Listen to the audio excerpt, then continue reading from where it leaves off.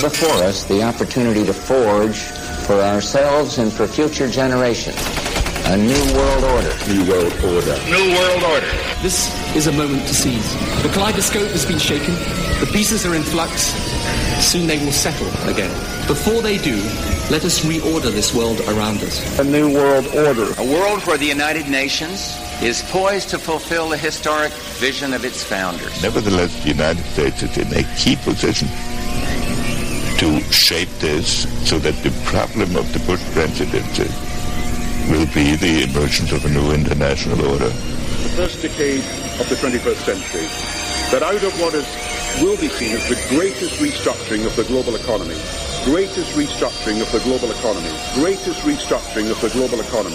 a new world order was created. Documenting the crisis of our republic. The very word secrecy is repugnant in a free and open society. And we are, as a people, inherently and historically opposed to secret societies, to secret oaths, and to secret proceedings. Waging war on the New World Order. The councils of government, we must guard against the acquisition of unwarranted influence. I want to thank everybody for the tremendous support by the military-industrial complex. This is Govern America with Darren Weeks and Vicky Davis. Live from FEMA Regions 5 and 10, this is Govern America. As we're getting started a little bit late here, last-minute technical difficulties, computer problems this morning. Yeah, I wonder if it's a full moon. That's a good question. You know, Halloween doesn't start until the end of the month, not the beginning. I'm trying to figure out what this is.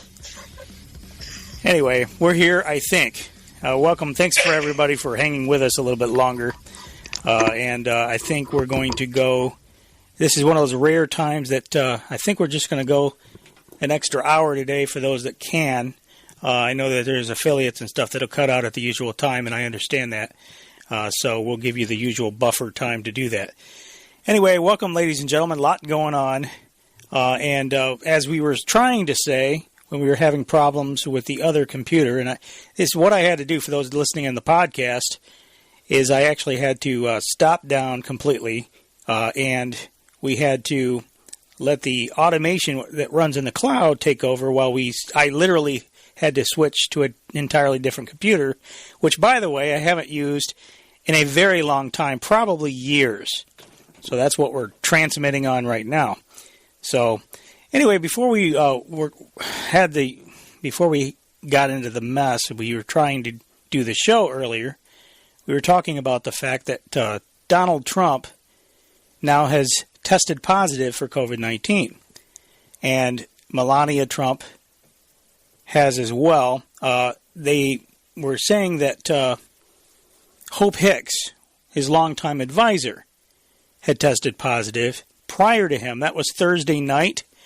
And then early Friday morning, like right after midnight, I think, we had the news that Donald Trump had tested positive and Melania too. And now we hear that he has been taken to Walter Reed. And he looked fine. I played the audio. Let's play it again. This is Donald Trump just before he went to Walter Reed. Certainly looked and sounded okay. I want to thank everybody for the tremendous support. I'm going to Walter Reed Hospital. I think I'm doing very well, but we're going to make sure that things work out. The First Lady is doing very well. So thank you very much. I appreciate it. I will never forget it. Thank you. So this seems like a very interesting October surprise, Vicky. I don't know what to make of it. It could be Occam's razor is that he's really sick, and he is just happened to get it, along with Melania and everything. But it just almost seems too convenient right before the election. He can't do any campaign events. This completely knocks out him doing any rallies, at least for a couple of weeks. These are very critical times for him to be visiting states and all that sort of thing. I don't know what to make of it. Well, it makes me very nervous because the succession is if Donald Trump is out, then Mike Pence is in. If Mike Pence gets COVID and they take him to Walter Reed, who's next in line? Nancy Pelosi. That is right, the Speaker of the House.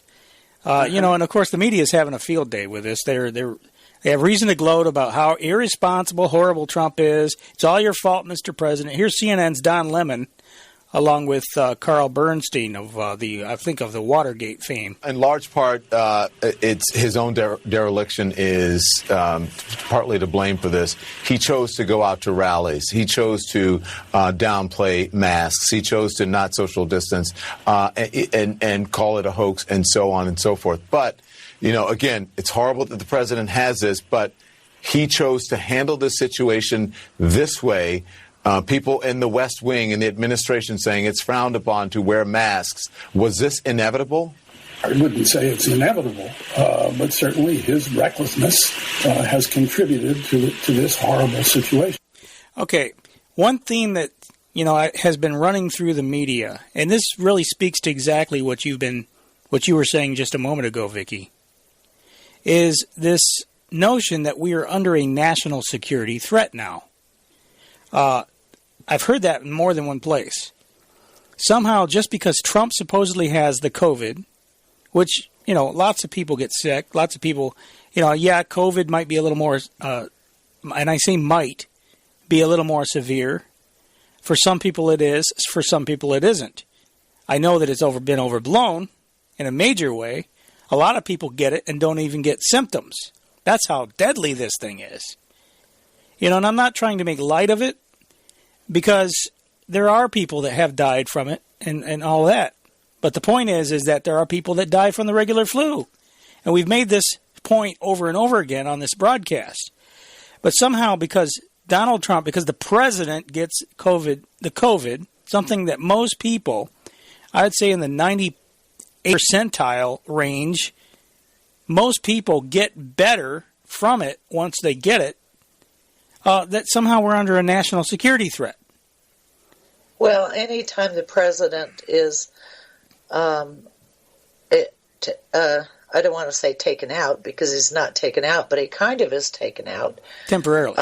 That's a national security threat. It is. So yeah, we have a sitting vice president. It doesn't seem like it, because we know he's okay. He's in the hospital.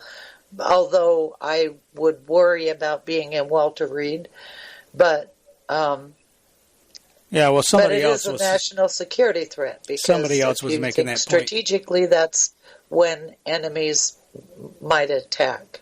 Well, throw the government in chaos. This is Carl Bernstein again talking about that. I think we need to look at one thing immediately. We are now in the midst of a national security crisis that is different than any one in our history in this country. We have adversaries, particularly Russia, taking advantage of this situation for its own purposes. We have to think about possible cyber manipulation of the markets. You've talked about the markets, and obviously this is going to have a huge effect on the future of this election campaign. It depends on the president's health. We don't know what his health is going to be. It's going to totally upend the end of the election campaign. So every aspect of our national life in terms of stability is now affected in ways that we could never have envisioned a day ago. And I think we need to start from that perspective. The political equation, of course, what you're talking about is there as well, because his conduct in the handling of this virus is now even more front and center of the election campaign than it ever has been. But first, let's look at implications in terms of our national security. I'm sure there are all kinds of alerts that have gone out, both military and civilian.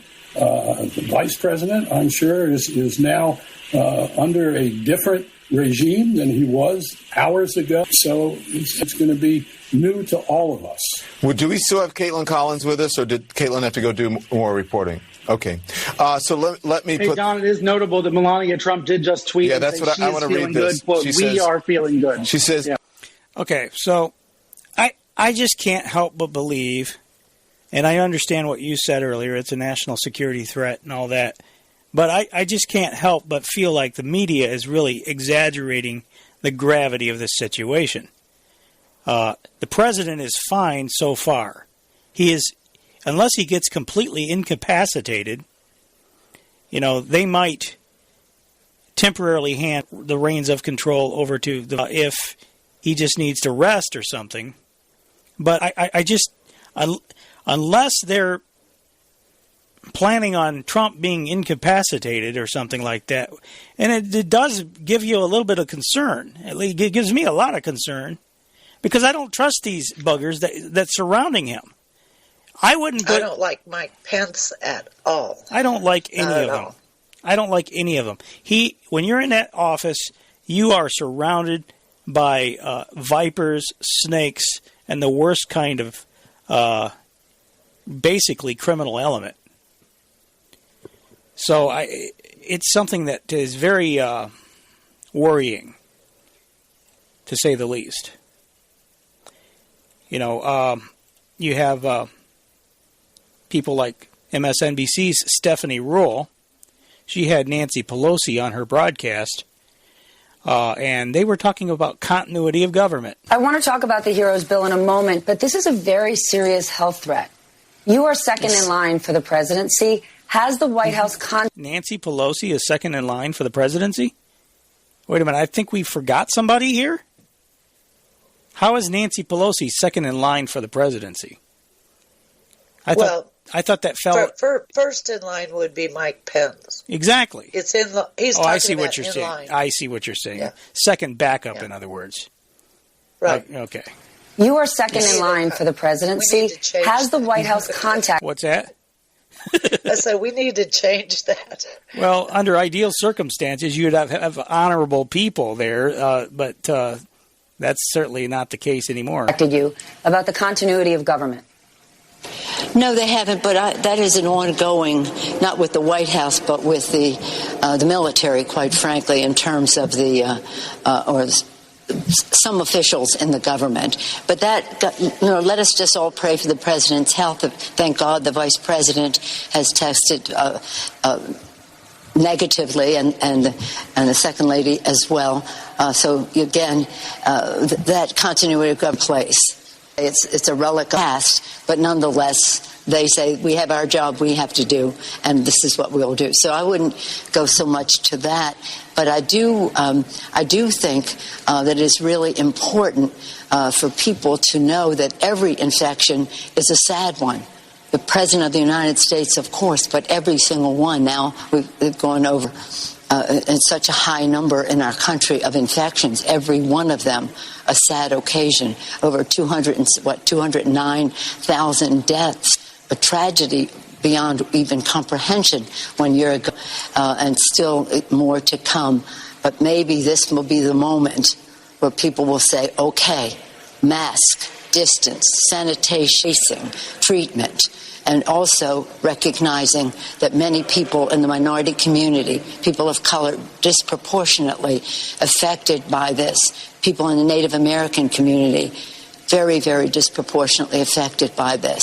So let's understand the diagnosis that our country has had at the highest level and recognize that every life, every diagnosis is important to us. And the health needs, having the treatment is very important. We're glad the president has it. We want it for everyone.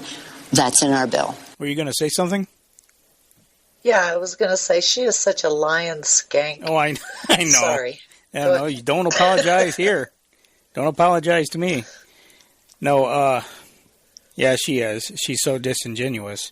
But the point is that this is almost too much, Vicky. The timing of this, right before the election, has me very suspicious. And in my mind, there's like three major possibilities. Obviously, the outcome's razor is that he's really sick, and it is what it is. He just happened to catch it, along with Hope Hicks and Melania Trump. And I think there was also a campaign aide, too, I read about this morning, also getting it, testing positive. Now, we know with the PCR test, if that's what's being used to diagnose it, they can do false positives with these things. All they have to do is spin it extra cycles, and they can produce a false positive. Even the guy who invented the test, if you recall, he died recently, but he came out prior to his death and said that he didn't approve of it being used the way it's being used definitively today to diagnose COVID-19. He didn't think that policy decisions should be changed based upon it because it is subject. I mean, it depends. Everything that he says it's very accurate, but it's got to be run exactly the way it's supposed to be run, or otherwise you're going to get adverse results. So I don't know what's going on here, but there's other possibilities, and we'll explore some of those, I guess, when we come back from the top of the hour break. I'm going to go ahead and take the break at the top of the hour and try to get back on track with the real clock. So stay with us, folks. Govern American continues, and we'll hit the ground running in the second hour. We're just getting started. Don't go away.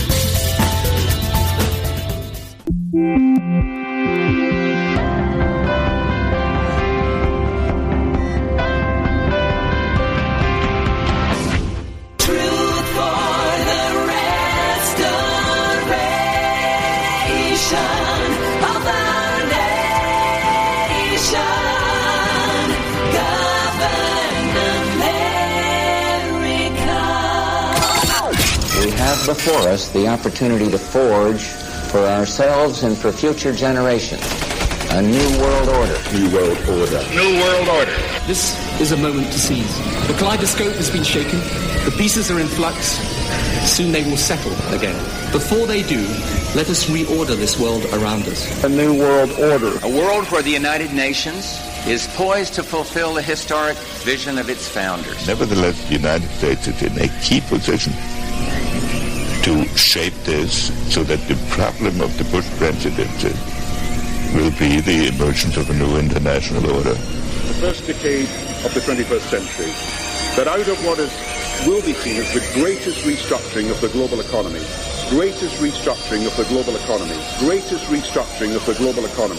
a new world order was created. Documenting the crisis of our republic. The very word secrecy is repugnant in a free and open society. And we are, as a people, inherently and historically opposed to secret societies, to secret oaths, and to secret proceedings. Waging war on the New World Order. In the councils of government, we must guard against the acquisition of unwarranted influence, whether sought or unsought, by the military-industrial complex. This is Govern America with Darren Weeks and Vicky Davis. Live from FEMA Regions 5 and 10, this is the second hour.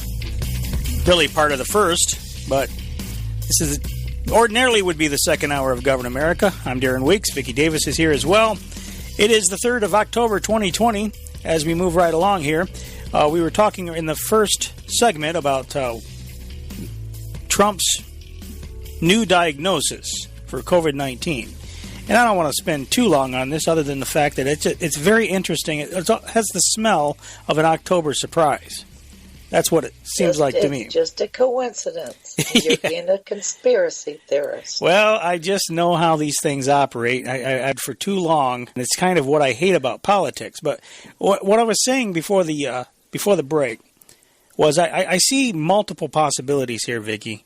Obviously, as I said, the Occam's razor possibility would be that this just happened to be a coincidence. It's a strange coincidence. I mean, things do happen sometimes. Maybe he gets sick right before the election. Whatever. The other possibility is that this could be a part of strategy. And if it is a part of strategy on the Trump camp's side, I think it's a very risky strategy. You keep in mind, we just had the first presidential debate, and the media was hammering Trump on the situation with regard to the the COVID. It was really more not just the COVID, but it was actually on the subject of racism. And there was a point where Trump had he and Joe Biden they had just went 3 days prior to. Oh, and that's the other point I wanted to make. They were tested just prior to the debate. It was 3 days before his positive test result came back. So he would have had to either started having enough virus in his system for the test to be detected, or else he contracted it during that time. Now, bear in mind, we all have viruses in our body at any given time. These PCR tests magnify the viruses that are there, and in order for you to get sick, you have to have enough virus there. It's not a matter of whether it's there or not. It's a matter of how is there enough there to actually cause you problems. And that's the issue, too. That's why this really stinks to high heavens. Let me just play you this. Let's see. Hold on a second. I'll go in order. Because the question I'm asking, I'm a little discombobulated today, and I apologize for that. The technical problems kind of threw me off a little bit. But my question is Trump playing the media again? Is this an October surprise? Is this a part of strategy? Here's where Trump mentions in the debate whether or not that they were actually all tested. President Trump, you have begun to increasingly question the effectiveness of masks as a disease preventer, and in fact, recently you have cited the issue of waiters touching their masks and touching plates. Are you questioning No, I think the masks efficacy are okay. of You have to understand, if you look, I have a mask right here. I put a mask on, when I think I need it. Tonight, as an example, everybody's had a test, and you've had social distancing. Okay, so he said right there, everybody's been tested. So that was 3 days prior to this supposed diagnosis, which happened on Thursday. Did he contract it afterward, or is this an effort to get the media, derail the media from characterizing him as a racist right before the election? I think it's a fair question to ask, don't you, Vicky? I think all questions are fair, and I don't trust either the public health system or the tests or the statistics of the CDC.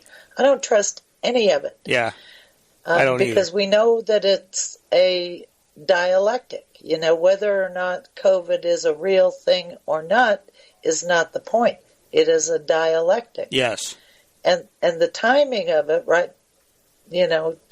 Right before the election. Coming up right before the election is just a little bit too convenient. And it's also just a little bit too convenient that next in line is Mike Pence. Mm-hmm. And Mike Pence is from Indiana. And isn't he from Indiana? I believe so, yeah. Okay, well, Alex Azar, the Secretary of HHS, had been a CEO or Vice President of Eli Lilly, and Eli Lilly is where? Indiana. Interesting. So, yeah, they stand to make a lot of money, and if they can get everybody to take this vaccine, this hot shot.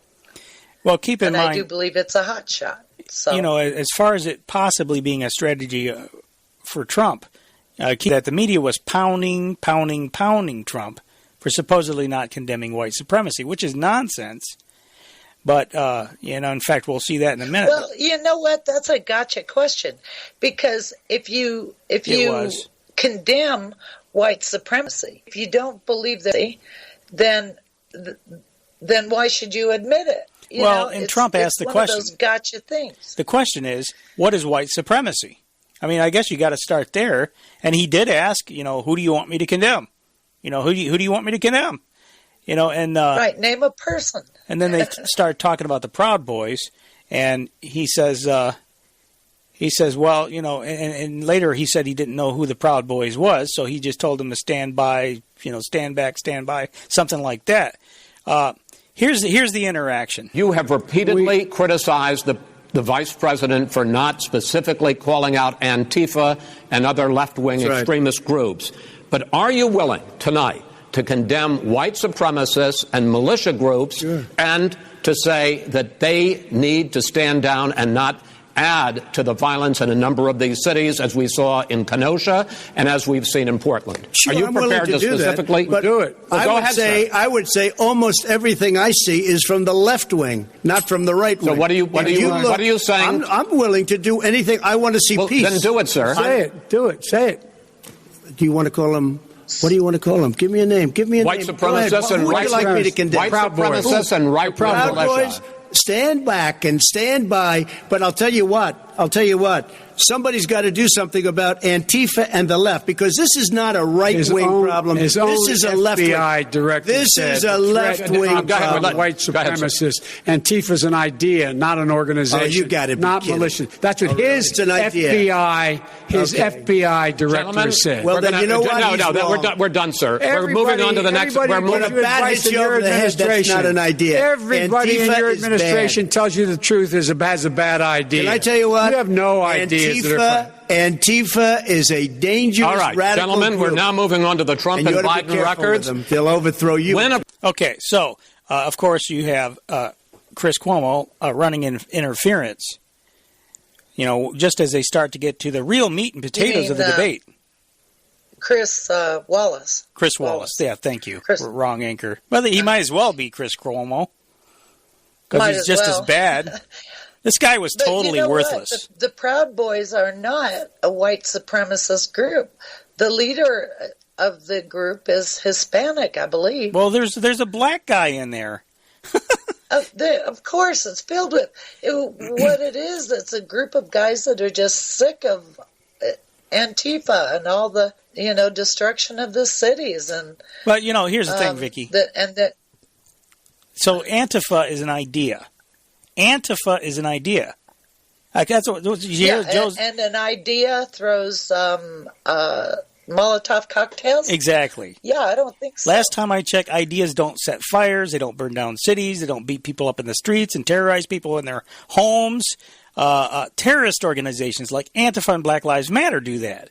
In other words, your supporters, Joe Biden, those are who are doing those things. But, and like your point is very well taken, though. How many buildings have the Proud Boys set on fire? How many windows have they broke? How many stores have they looted? How much? Zero. How much graffiti have they sprayed? How many statues and memorials and monuments have they torn down? Last time I checked, it was a big fat goose egg. Yeah. But the media took his telling the Proud Boys to stand back and stand by. Oh, Trump's refusing to condemn racism. The only problem is, as you've already pointed out, Vicky, the Proud Boys actually have a lot of so-called diversity in their leadership. Here's a clip. Here's Thad. I don't know what his last name is, but he's the chief of the Salt Lake City, Utah chapter of the Proud Boys, who, by the way, he just happens to be black. I will go out and say that the Proud Boys as a whole, I will say this on behalf of the entire national organization, denounce white supremacy. We are in no way, shape, or form white supremacists. We have a vetting system that just gets those guys out of our hair. We do not have anything to do with white supremacy. We do not have anything to do with the Ku Klux Klan. We denounce those organizations. Okay, so it's ridiculous. Last time I checked, I think that the Proud Boys are actually suing now the Biden camp. He's getting a lot of lawsuits. I'm glad they are. But Kyle Rittenhouse is also suing because Biden put out a tweet calling him a white supremacist. So I'm glad that there's some pushback going on here. I've got a picture here, which I'll put in the show notes, of, Mark Dice tweeted it out. He says, this is one of the Proud Boys with his black wife and half-black kids, who was arrested for defending himself against Antifa a while ago in New York City. Yet Joe Biden and the media keeps calling them a white supremacist group. So, I don't know how you would define white supremacist, Vicky, but to me, that's people that are white, that are fighting for white people to be overriding everybody else and suppressing other people's rights. I don't see that happening today. Certainly not on a wide-scale basis. Well, I watched a very interesting segment of Congress that was on October 1st. Representative Steve King asked for a point of privilege, which I guess gives him an hour to speak on the floor about an issue concerning him. And apparently there was some controversy about an interview that he gave, and it all came down to punctuation in an article that the New York Times wrote. The New York Times wrote a hit piece on him, and what Stephen King did was to go through the news articles, or he had his staff do it, but they found that the term white nationalist wasn't even on the radar before 2015. It only started at 2015. And you know what was happening? I happen to know what was going on in 2015 because I was involved in it, and we were trying to get refugee resettlement, importing people from the Middle East into rural communities. We were trying to get that stopped because our local community college had turned that into a business. And the business of refugee resettlement is a business. They make a lot of money doing that. And so, and there was a movement. We caused quite a stir. So that has to be the time when the media started using the label white nationalist. Interesting. So, I thought that was interesting too, the time frame. And so I guess that, they want to make it stick even though it doesn't fit.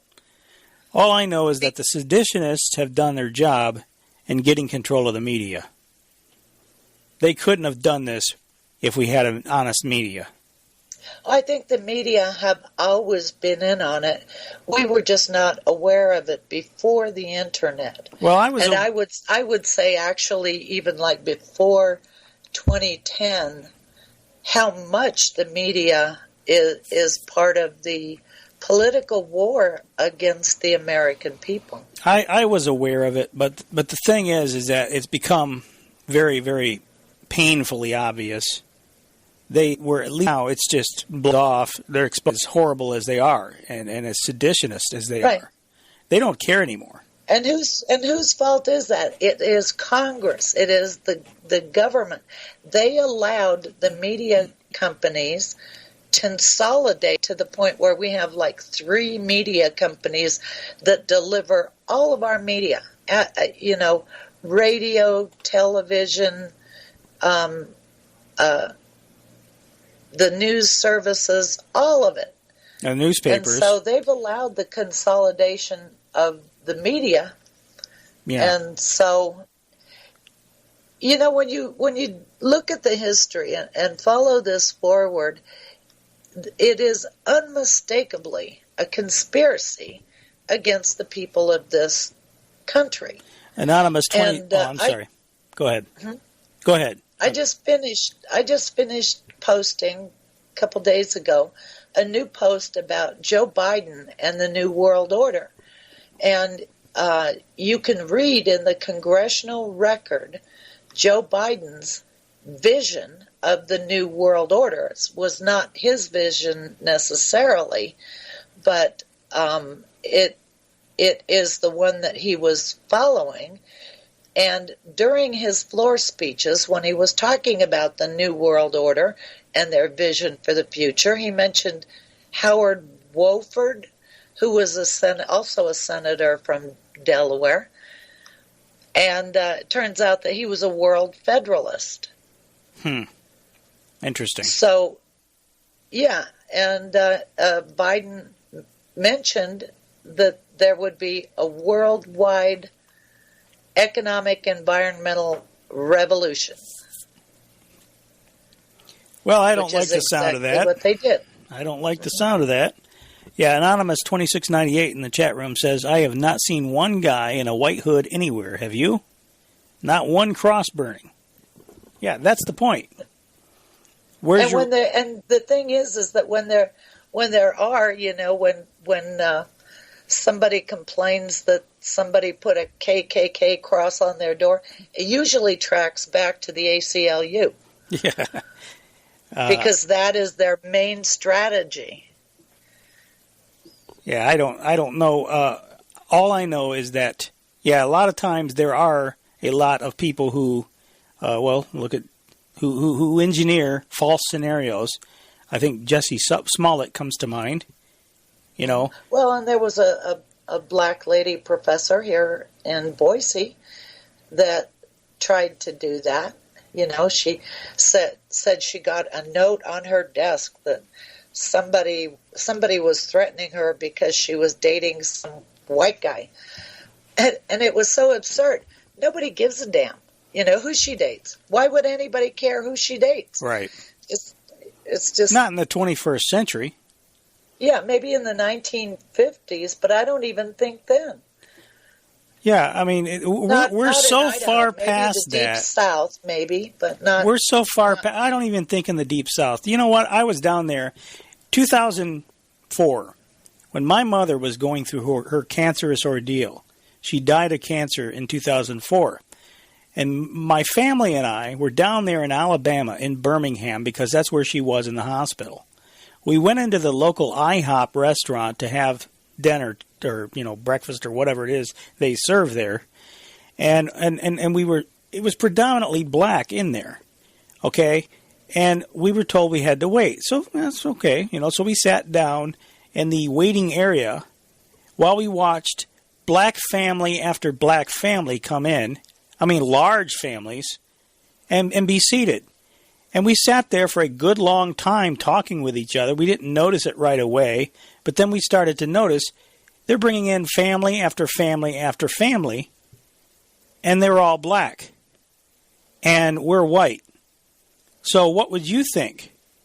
Welcome to the New South is what my brother-in-law said at the time. And we ended up leaving finally. So don't tell me that the Deep South is all white supremacy, because I'm not going to believe it. I'm not saying you're saying that, but people might try to characterize it that way. A lot of things have changed, and I would say, Vicky, that we would be past this racist bullcrap if the media wouldn't keep stirring the pot and bringing it up and pounding the drum all the time. It's ridiculous to me that in the 21st century we're still talking about skin color, for God's sake. Well, I know, and that's what has struck me, is that a lot of the rhetoric coming from the Democrats, it's like they took a trip on a time warp. There's a time warp or something, and it's the same kind of dialogue and rhetoric that I heard in the 60s when I was a kid. It's like no time has passed and no changes have been made to the society. It's like they just, took a trip back in time and pulled out all the old news articles, and that's what they're presenting as if it's happening today, which it is not. Right. Exactly. Well, in the White House press briefing, speaking of the media, they're terrible as always. Kayleigh McEnany, who is, in my opinion, the best White House press secretary we've ever had in our country, at least that I can remember. She grew really tired of CBS reporter Paula Reed's continued interruptions. She pulled a this Paula Reed pulled a Jim Acosta and just decided she just wouldn't shut up. She's just going to keep on talking. FBI and the Department of Homeland Security say that racially motivated violent extremism is one of the deadliest threats that we face in the U.S. Does this White House agree with that assessment, and what is it doing to combat this threat? The president has done quite a bit to combat this threat. First of all, last week, he also, in addition to saying he wants to prosecute the KKK as domestic terrorists, he said that lynching should be a national hate crime. Again, I think there's no stronger signal that you can send than advocating for the execution of a white supremacist the first time there's been a federal execution in 17 years. He's been unmistakable. It's different than actually doing it. He's continually condemned it, and it is really... His record on this, to go to John's question, is mixed. He has condemned it, he's equivocated. At times he said he didn't want to acknowledge it or address it. His record is very mixed on this issue. His record is not mixed in the slightest. And when you go back in history, you can see that history right here. When you go back in history, you can see that Jesse Jackson has praised the president as someone who served underserved communities. This president, with Mar-a-Lago, it was the first Palm Beach club open to African Americans and Jews. And in fact, his record is mixed. He has not been consistent on the issue of white supremacy. So I'm asking you, what has this White House done to combat what the FBI says is one of the deadliest threats in this country? We're not having a debate on the cable news. You're saying that he condemns it. I have his record right here. It's you need to let me finish. His record is mixed. It's quite funny that the media goes haywire about interrupting in debates and then chooses to pursue that very same tactic themselves. This is a White House briefing. You ask a question and you give me time to answer. Yes. Okay, so she turned to somebody else.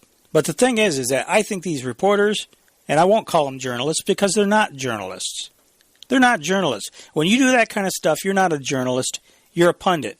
You are an opinionated scumbag, as far as I'm concerned. An activist who's just masquerading as a journalist. Activist is a good word. Yes, they're all activists. They think they're there to change the world. Well, guess what? You're not changing anything. Yeah, you're changing things. You're flushing the country down the toilet. You know, this complete lack of respect for the office, for where you are. How dare you go in there and act like that? You know, I understand Jim Acosta sued his way back in after Trump had his past credentials, his press credentials revoked. I think every reporter should be removed from the room and have their credentials revoked when they behave this way. And if they want to go to court and sue, then, hey, the court can have their opinion however they want. That White House has to gets that they have to comply with all of these opinions. Why are they complying? You know, we've got separate and equal branches. Go ahead. Yeah. The White House could fix it very easily by putting those so-called reporters in a soundproof room and making them step up to a microphone to ask their question one at a time. Oh, good point. You know? That's a good idea. Yeah, I mean, that's an easy fix. Yeah. And none of them would like it, so police them. Idea. They could just put them in a cell for the day. I don't know. That would probably be ruled as cruel and unusual punishment or something, or a violation of the First Amendment. Personally, well, I won't say what I'm thinking. Well, shock therapy comes to mind, but I guess that would be a little bit extreme. It's not their forum for First Amendment. They're there to ask questions and to get answers, not to make speeches. That's right. That's exactly right. So you said the word. The word is activism, and that is exactly the way they are. They're activists. All right, bottom of the hour, we're going to take a break here, and when we come back, we'll hit the ground running again. And you're welcome to join in, folks, if you want. 610-600-1776. That's 610-600-1776, or toll free 844-646-8376. We'll be back. Where the spooks go to find out what's really going on. This is Govern America.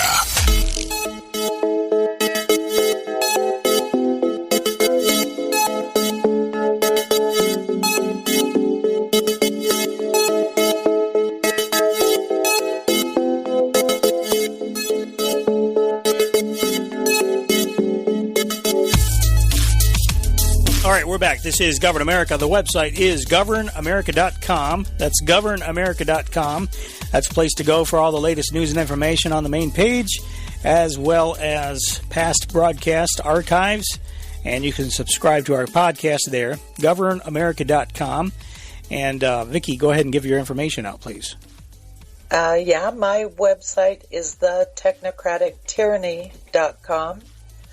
And my email address is eyeswideoopen at channelingreality.com, which is also the name of my older website, channelingreality.com.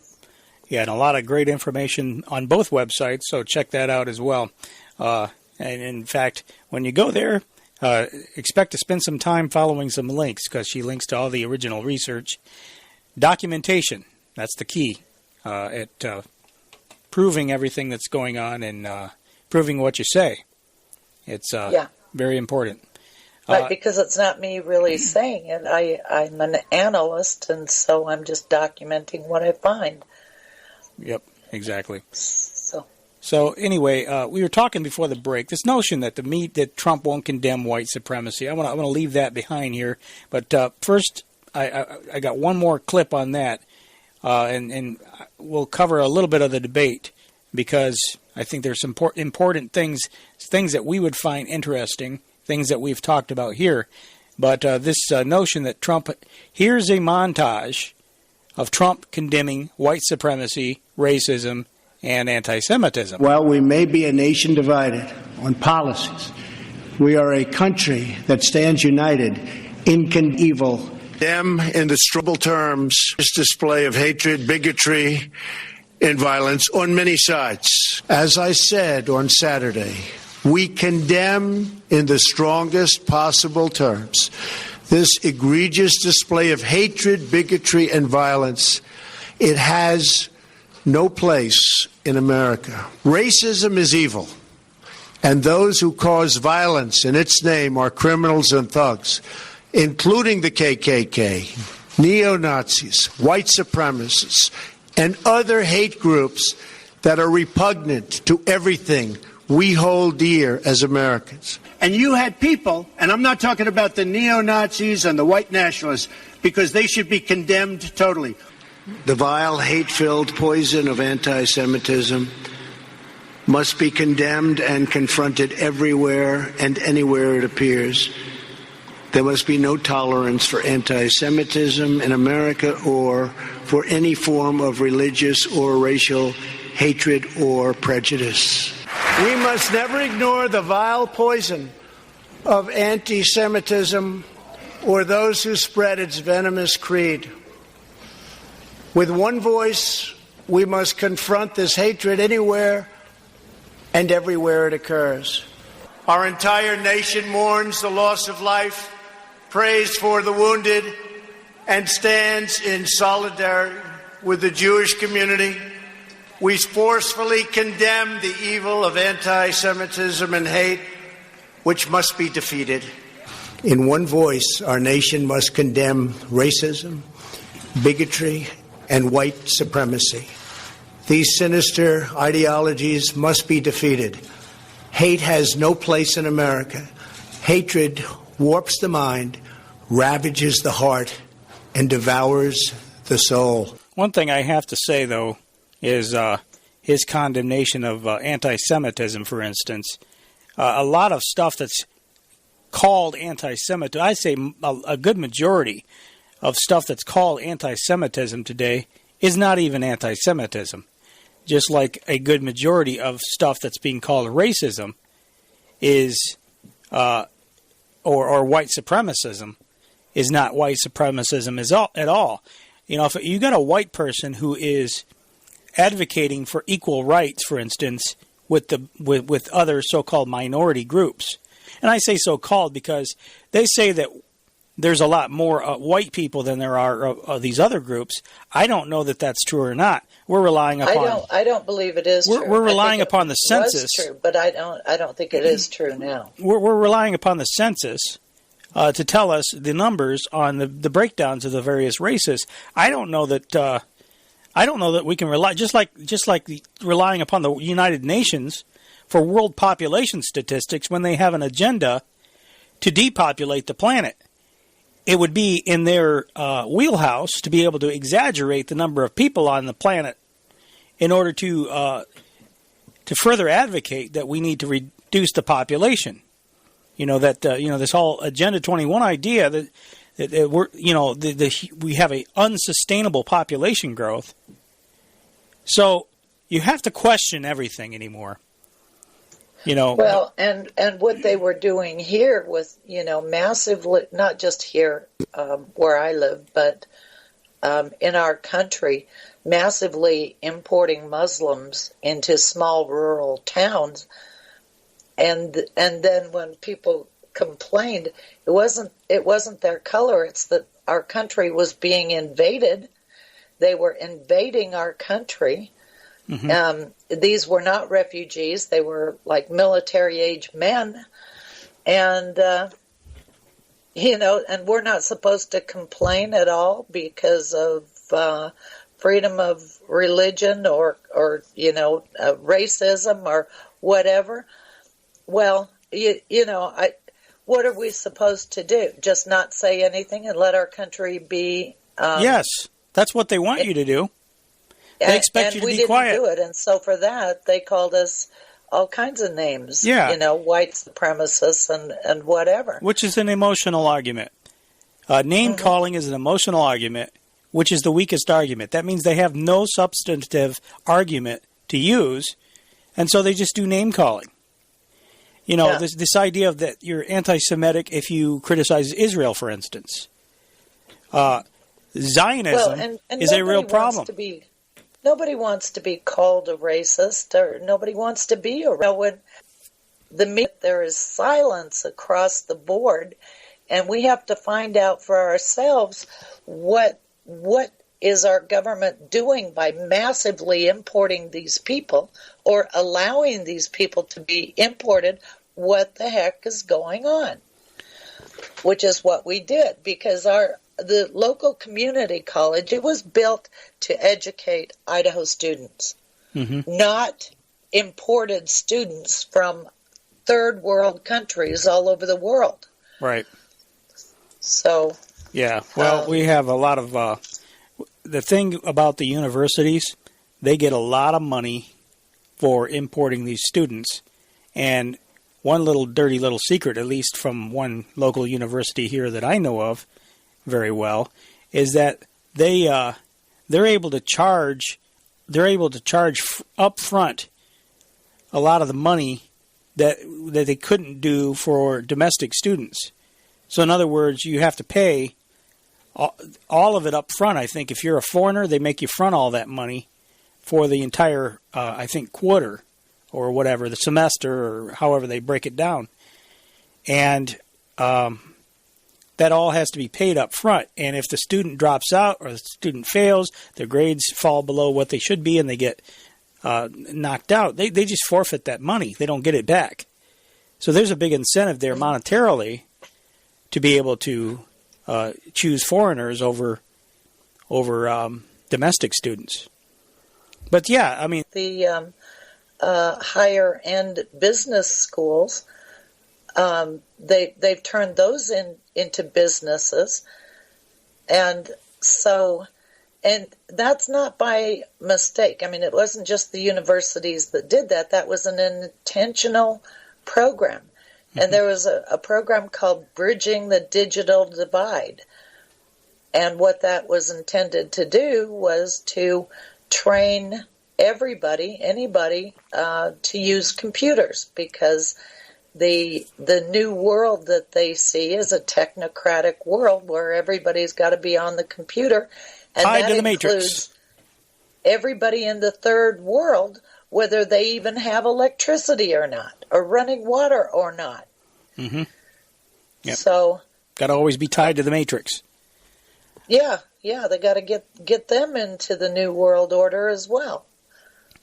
Yeah, circling back now to the debate for a period of time here, they got into the subject of packing the court, And Joe Biden dodged the question as to whether or not he would do that. If Senate Republicans go ahead and confirm Justice Barrett, there has been talk about ending the filibuster or even packing the court, adding to the 9 justices there. You call this a distraction by the president, but in fact it wasn't brought up by the president. It was brought up by some of your Democratic colleagues in the Congress. So my question to you is, you have refused in the past to talk about it. Are you willing to tell the American people tonight whether or not you will support either ending the filibuster or packing the court? Whatever position I take on that, that'll become the issue. The issue is the American people should speak. You should go out and vote. You're in voting now. Vote and let your senators know how strongly you feel. Vote now. Are you going to pack the court? Make sure you, in fact, let people know you're a senator. I'm not going to answer the question. Why wouldn't you answer that because question? the question is the question is Justice, radical left. Will you shut up, man? Listen, who is on your list, Joe? Who's on your list? Right. Gentlemen, I think we've ended this. He's going to pack the court. We have not going to give a list. We have ended this segment. We're going to move on to the second segment. That was really a productive segment, wasn't it? Keep yapping, man. The people understand, Joe. 47 years you've done nothing. They understand. Oh. All right. Yeah, this whole debate was really ugly. Well, let me tell you something that I found out. When I watched the debate, as much of it as I could stand, and it was either at the beginning or at the end when they introduced the guy who heads up the Presidential Debate Commission. And I about fell off my chair when I found out that it was Frank Farrencott.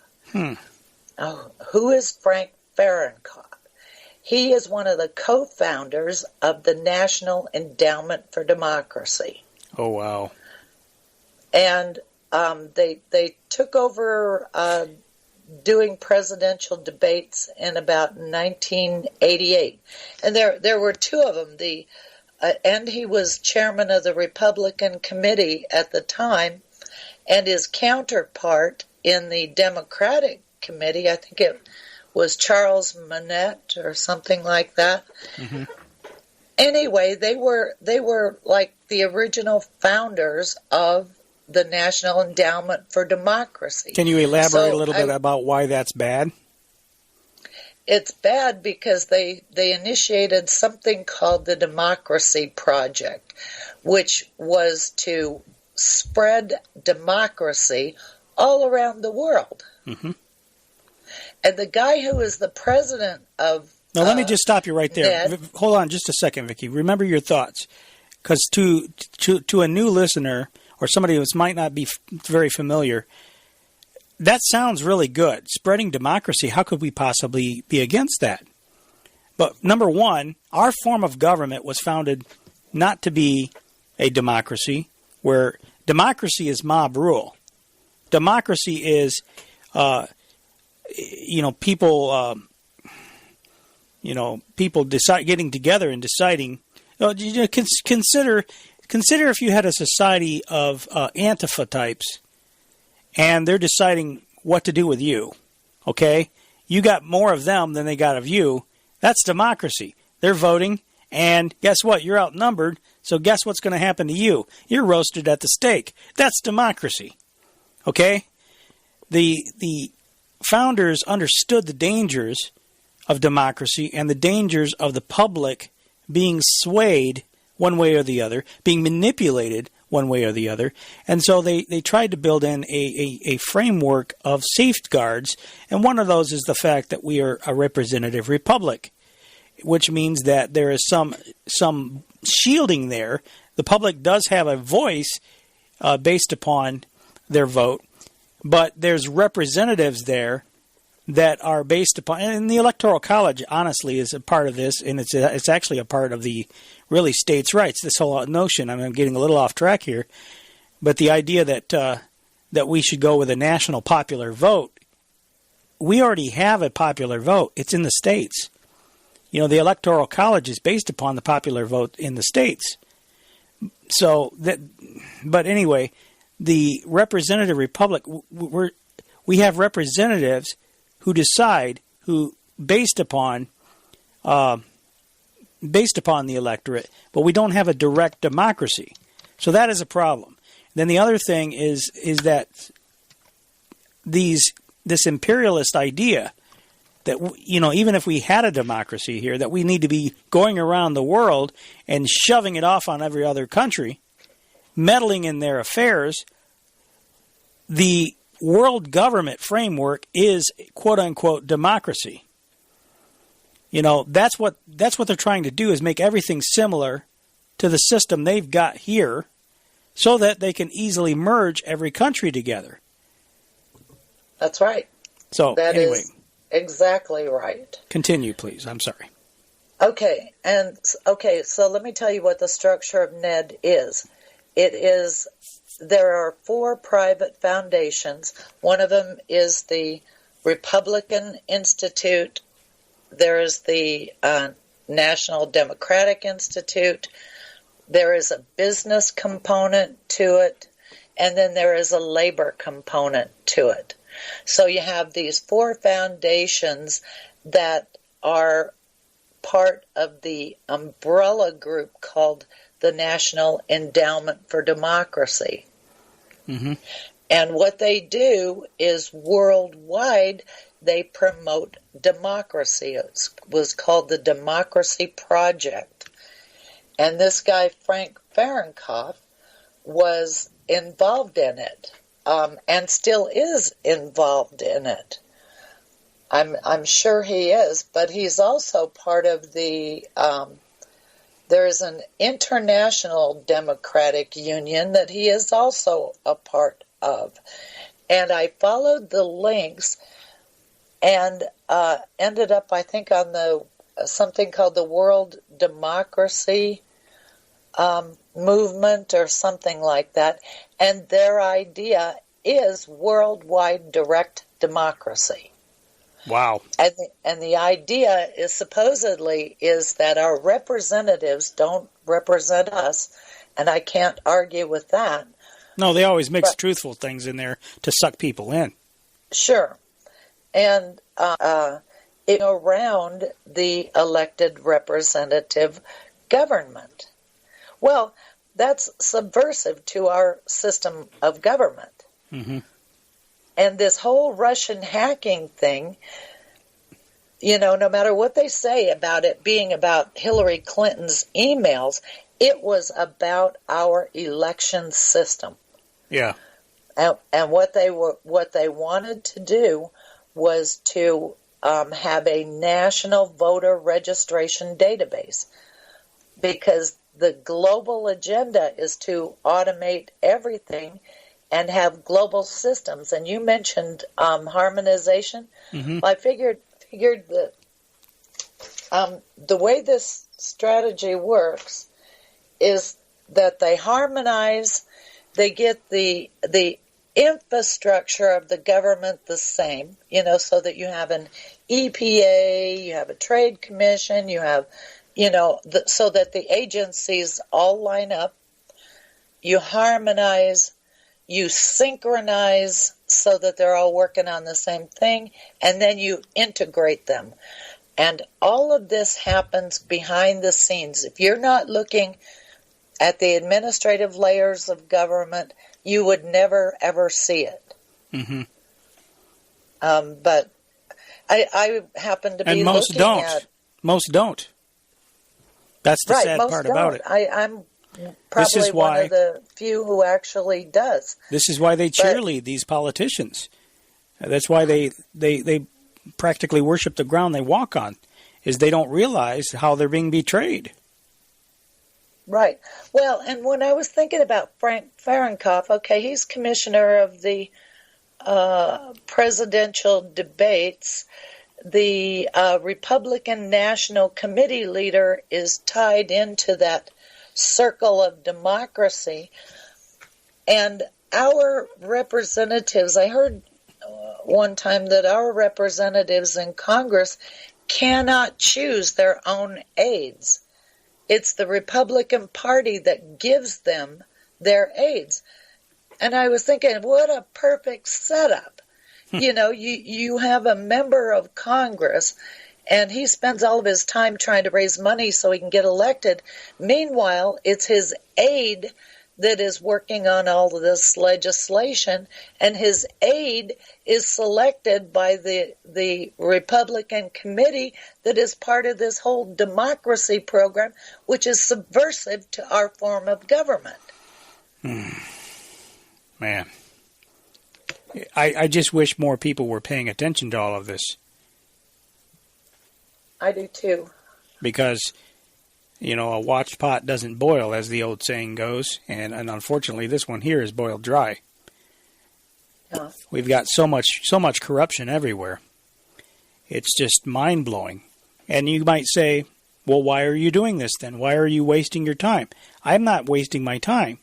See, the point is that to educate people, and honestly, Vicky, a big part of the reason why, when we took that year off, because we had internet problems, I did anyway, and we couldn't do the show anymore, it was kind of a rejuvenating thing for me, because I was suffering from some significant burnout at the time, having done this so relentlessly for many, many years. So it was kind of a nice time off. It was kind of a nice rest and relaxation period, and in a time that I was able to kind of reevaluate certain things. And one thing that really, after a while, I wanted to bring the broadcast back, because there's so much history that is being made right now. There's so much that's going on that's going to be lasting. We are literally watching, and I'm not trying to be negative here, but I'm just being realistic. We are watching the breakup of our country.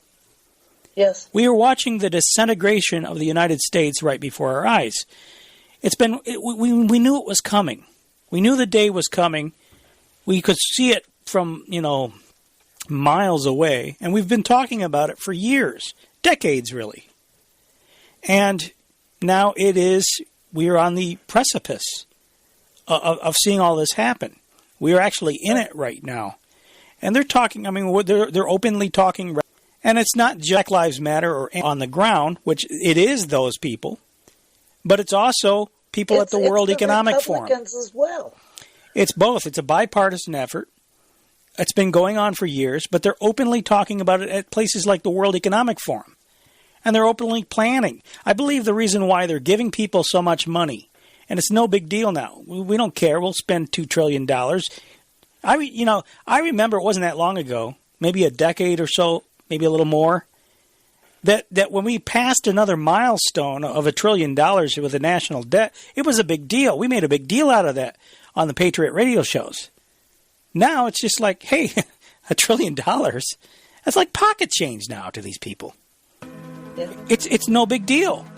So why are they spending so much money? Why is it not a big deal anymore? Because they've decided inflationary spending is the way to go, because they're taking down the dollar anyway. They're taking down the monetary system anyway. They have this other system waiting in the wings based upon the blockchain, and that's what they're going to replace it with. Digital currency. Right, with energy as the basis for it. Not building, not the use of natural resources, but energy inputs. And it's called the Great Reset. How nice. So they're taking that, they've decided they're going to take down the system, they're going to change everything, and where does that leave the United States? Where does that leave your individual freedoms? I think... And what amazes me is that especially the Senate Foreign Relations Committee, of which Joe Biden was a leader for a long time, the Senate Foreign Relations, how can those people think that a world governing system is a better thing than a sovereign, nationally oriented country that works for the benefit of its own people? I mean, we would be just 300 million in 7 billion. Okay, hang it right there. We got to take a break. We'll be back, folks, after the top of the hour break. Stay with us.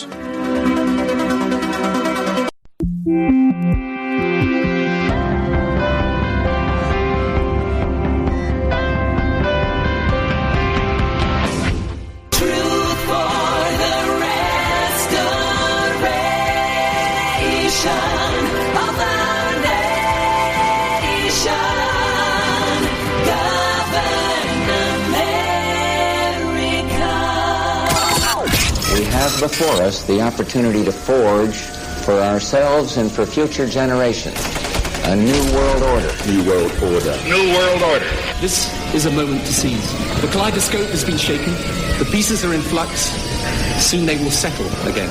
Before they do, let us reorder this world around us. A new world order. A world where the United Nations is poised to fulfill the historic vision of its founders. Nevertheless, the United States is in a key position to shape this so that the problem of the Bush presidency will be the emergence of a new international order. The first decade of the 21st century, that out of what will be seen as the greatest restructuring of the global economy,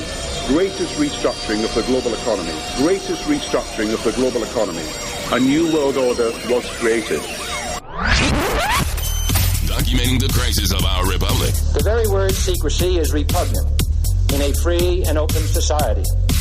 And we are, as a people, inherently and historically opposed to secret societies, to secret oaths, and to secret proceedings. Waging war on the New World Order. The councils of government, we must guard against the acquisition of unwarranted influence, whether sought or unsought, by the military-industrial complex.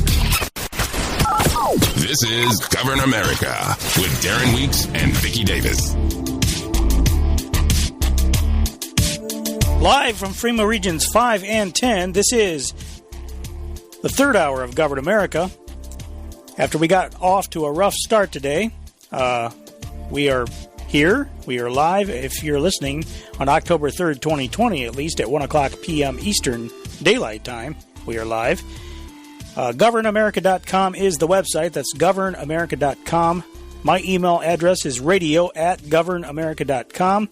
And Vicky's information is thetechnocratictyranny.com and channelingreality.com. Those are her websites, and you can get in touch with her there. Vicky, I don't know if you finished what you were saying before I had to interrupt you for the break. Yeah, I think I'm pretty well finished, but it's kind of like I pulled the scab off of a cancerous sore that actually is behind the scenes. And to think that they are running the presidential debates. Yeah. And it's still going on. I mean, the relationship with Ned and the color revolutions for the democracy movement. I was looking through the congressional record for Steve King's floor speech that he gave, and I found that there are a couple of pieces of legislation that were passed having to do with elections in the Eastern European countries. So they're still working on it. They're still doing this. And I also found an interview that Farrencott did with a State Department guy in Dhaka. Mm-hmm. And essentially they were marketing our form of democracy, is what Farrencott was presenting during that webinar. I guess it was a webinar or an interview or whatever. Mm-hmm. But people can find that by doing a search on YouTube for Frank Farrencott. Interesting. Well, circling back around, I got a little bit more from the debate. Joe Biden explained why he thinks, again, getting back to this issue of packing the court, which they have every intention of doing, obviously, after the election, if, in fact, they win.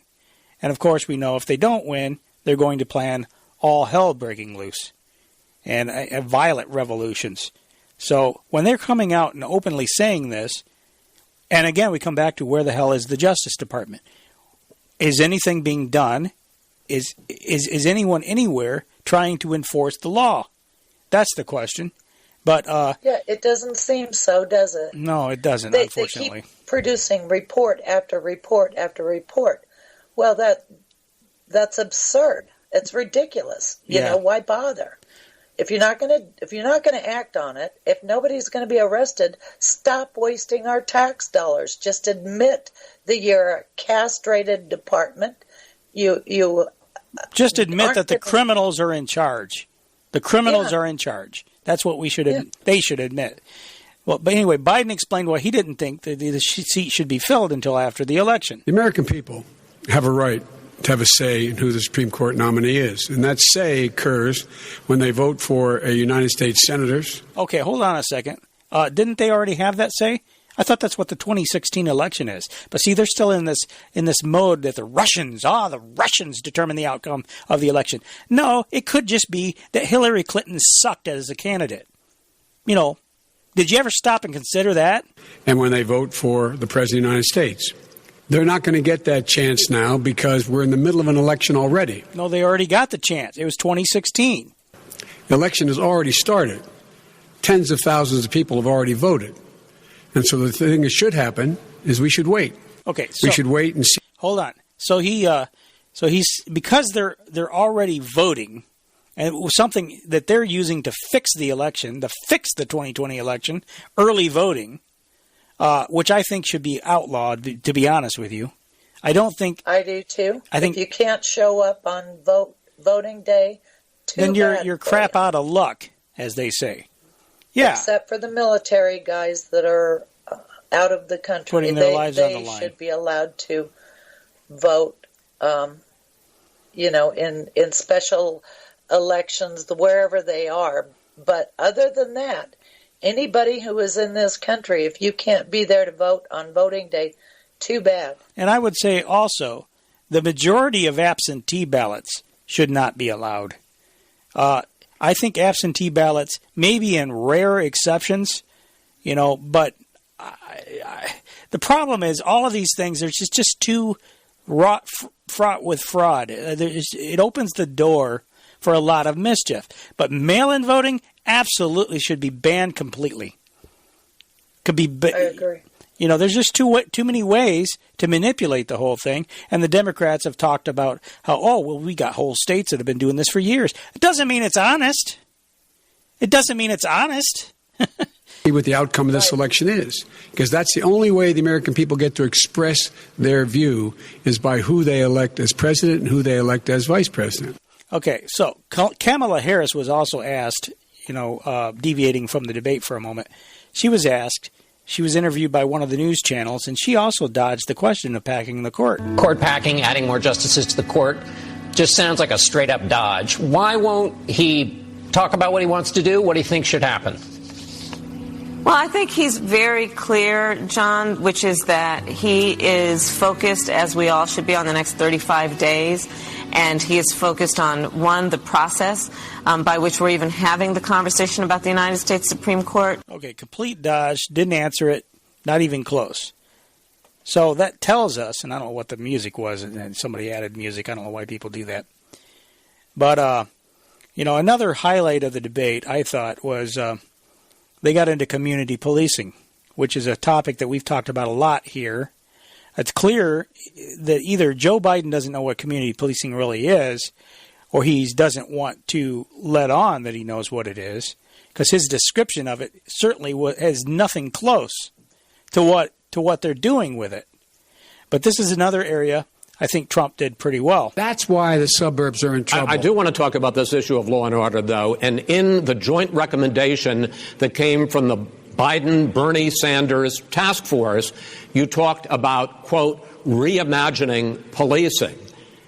Yeah. First of all, what does reimagining policing mean, and do you support... It means... let me, if I might finish the question. What does reimagining policing mean, and do you support the Black Lives Matter call for community control of policing? Look, What I support is the police having the opportunity to deal with the problems they face. And I'm totally opposed to defunding the police officers. As a matter of fact, local police, the only one defunding in his budget calls for a $400 million cut in local law enforcement assistance. They need more assistance. They need, when they show up for a 9/11 call, to have someone with them as a psychologist or psychiatrist to keep them from having to use force and be able to talk people down. We have to have community policing like we had before, where the officers get to know the people in the communities. That's when crime went down. It didn't go up, it went down. And so we have to be engaged. That's not what they're talking about, Chris. That's not what they're talking about. He's talking about defunding the police. That is not true. He doesn't have any law support. He has no law enforcement That's support. not true. Almost that's nothing. Look. Oh, really? Who do you have? Name one group that supports you. Name one group that came out and supported you. Go ahead.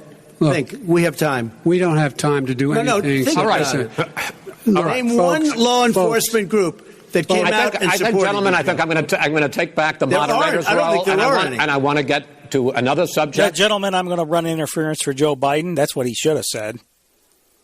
Yeah, because that's what he did. That's exactly what he did. Well, and the whole thing with community policing, it's just absurd. It's absurd. It's a coup, is what it is. Why don't they just say, we want to install warlords in communities and let the gangs police themselves? That's exactly what it is. That's exactly what it is. And that's what, it's unfortunate that Trump wasn't, I felt like in many ways he didn't do very well. He interrupted a lot. In fact, I really kind of think he interrupted too much, because he should have let Joe talk some. Because Joe, I think he's the kind of person that if you give him enough rope, he'll hang himself. Right. I think whoever did the debate, I agree with you what you just said. I think whoever prepped Trump for the debate did a really bad job. It was not a friendly. Whoever prepped him for that debate on the strategy to use and everything else. And I know that all of the people across the internet who are supporters of Trump said he did just great. Well, I actually don't think that he did. I think it was a really bad strategy. I think it was a bad strategy too, because first of all, I mean, let's get real. I mean, this debate is not going to change many minds. You know, that's true. It's just not. That's the bright side of it. Anybody that was going to vote for Trump before will probably vote for Trump after a debate like that. And anybody that supported Trump would say, you know, Trump did a great job. Anybody who supported Joe Biden before the debate is going to support Joe Biden after the debate.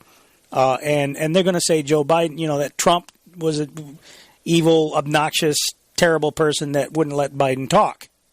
And it just reinforces exactly what the views that people had before the debate. So it's not going to change very many minds. Anybody that might have been undecided, and I don't know how you could be, unless you're just generally apolitical in this age. But if you were undecided, I don't know how you could be that. If you were undecided really? And you came into this thing, you're going to see that, and you're probably going to just be turned off by politics in general. Because I told my brother-in-law, I said, after watching that debate, I've decided I don't want either one of these characters. You know, but Trump to me is the lesser of two evils. There are some good things that have come out of his administration, however, and we can't deny that. At least I can't deny that. I look at that, and the thing that worries me more than anything, Vicky, is this law and order issue. This law and order issue where the other side wants to allow mobs of people to run amok. This is, I think, relatively new. I don't think we've had it quite this bad, where we've had one major political party openly advocating for complete chaos, anarchy, and disorder. Right, and that's how close we are to losing our country. Yeah. There was one major zinger that I think Trump did pretty well on too.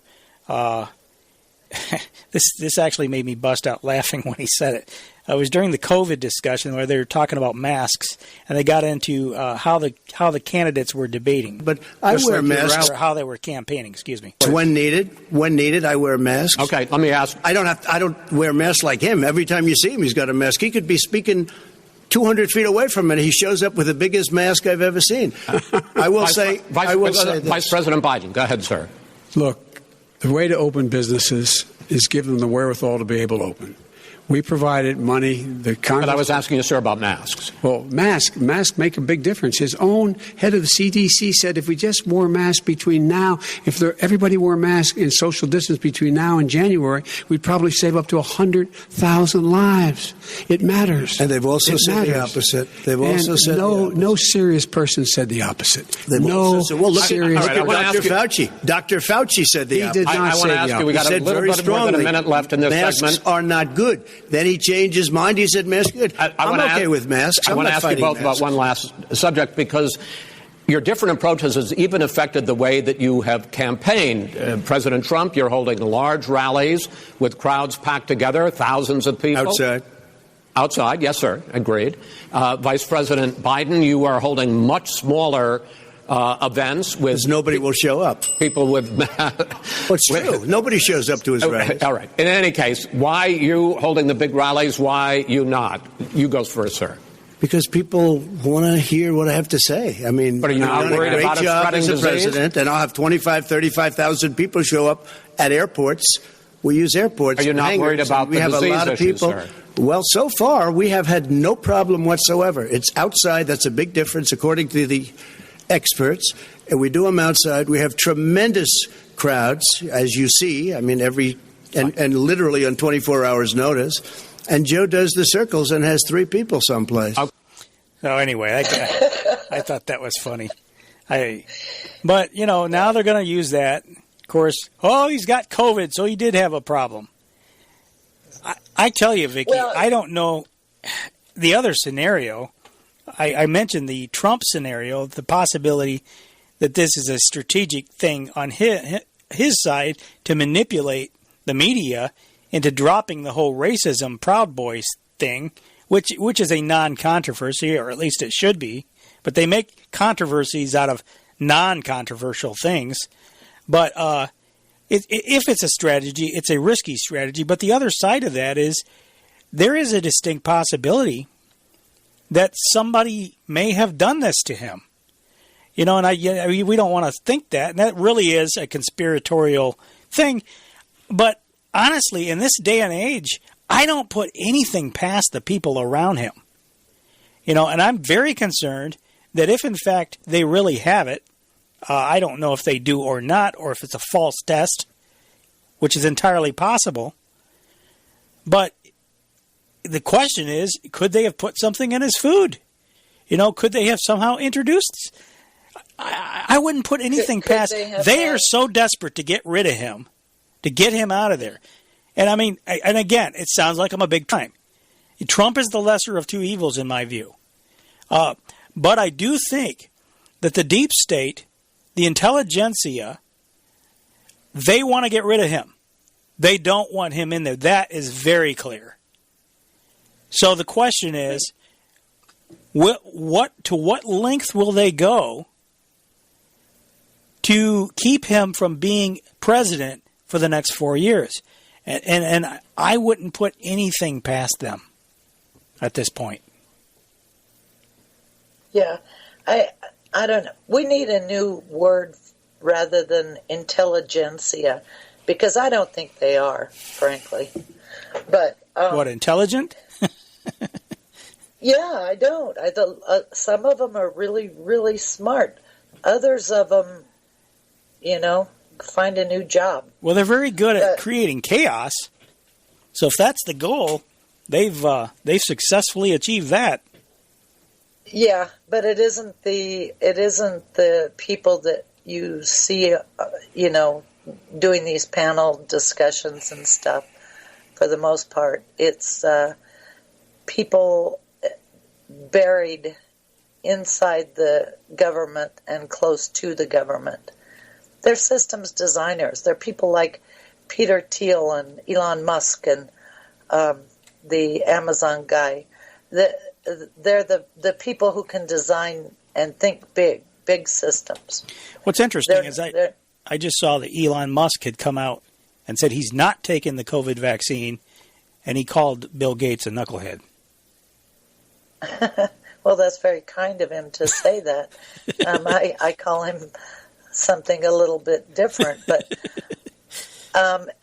I've seen a discussion where they're trying to come up with a strategy to overcome people's distrust of the government and the health department and whatever. Maybe it's possible that they're thinking that if they do a false flag with Trump, he gets COVID and he recovers because he got the vaccine, that will help overcome resistance.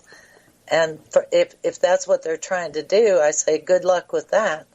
Mm-hmm. You know, wouldn't change my mind, not one bit.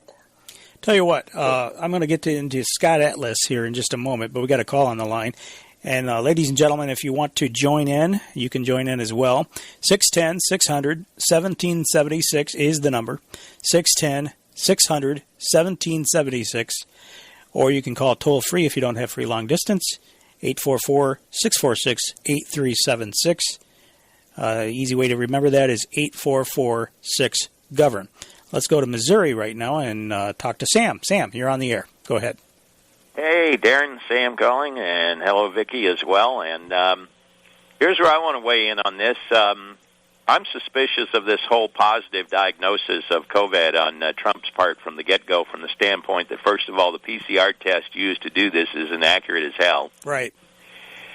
So it's very convenient. Trump made that remark and then turns right around and shows up positive. How convenient. It certainly works for good psychological warfare on the American public to keep the COVID thing alive.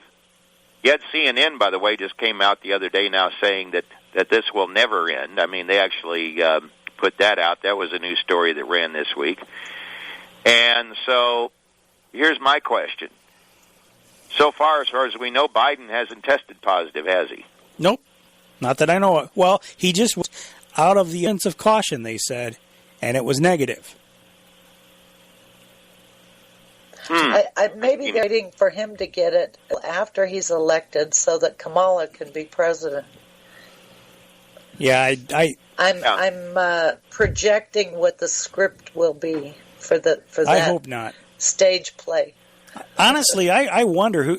I've wondered aloud repeatedly on this show and off this show, who the hell is doing strategy for the Democratic Party? You know, it's a lot of deep state mongers. It's a lot of intelligentsia type people. You know, people in the intelligence establishment. You know, the Comeys and that. Comey was supposed to be a Republican, but he sure didn't act like it. I think Comey represents Comey more than anything. Yeah. But you know, all these spooks. The leader of the Democratic Party is a terrorist. I can't remember his name, but I think he's a terrorist. Well, I think they're all terrorists in the sense that they're creating such a havoc. Basically, they're all guilty of treason. You know, these people should be, you know, the old days when you had this type of treason, people took them out and hung them. You know, now they're just running amok. I would vote for that, you know. Yeah. But you know what? I agree that's with what really upsets me about these groups like Black Lives Matter.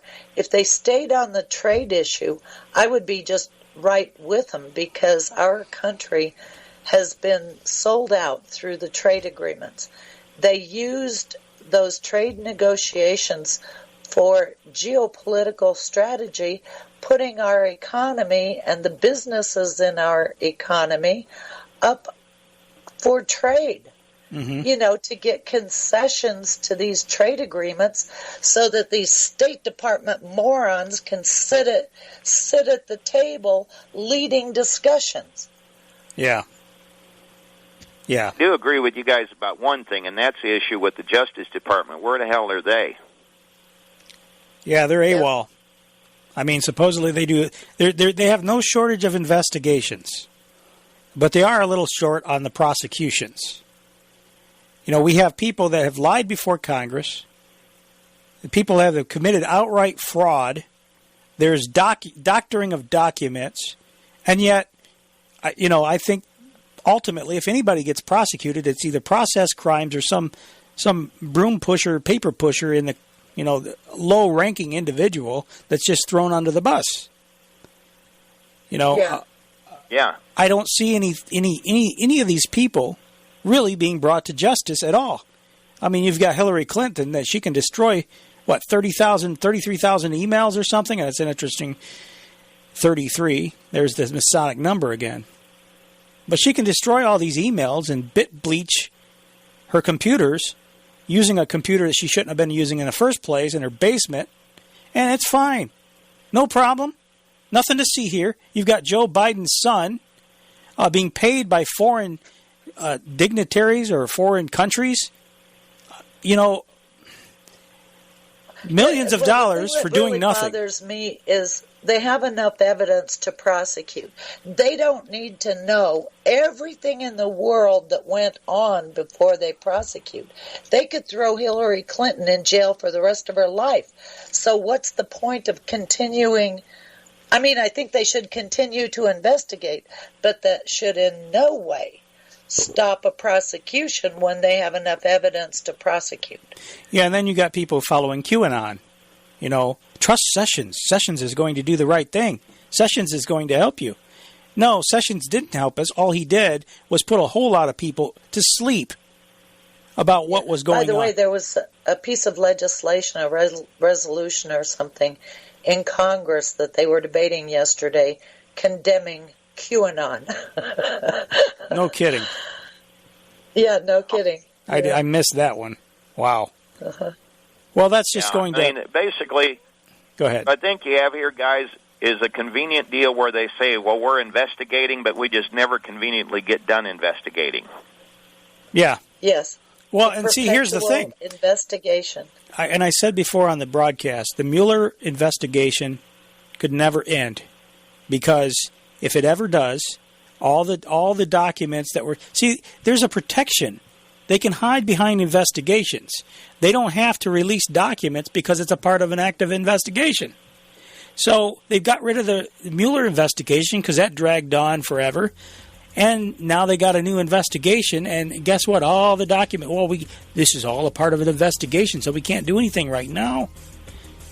I think it's a way of thwarting the FOIA requests, to be honest with you.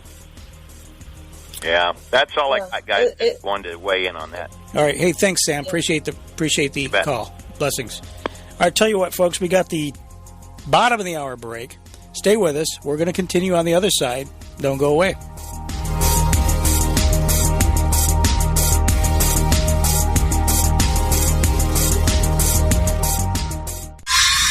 Where the spooks go to find out what's really going on.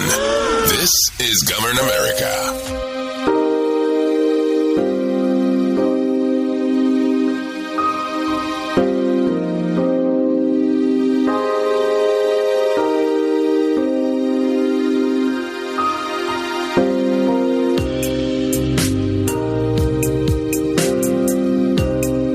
All right, we're back. This is Govern America.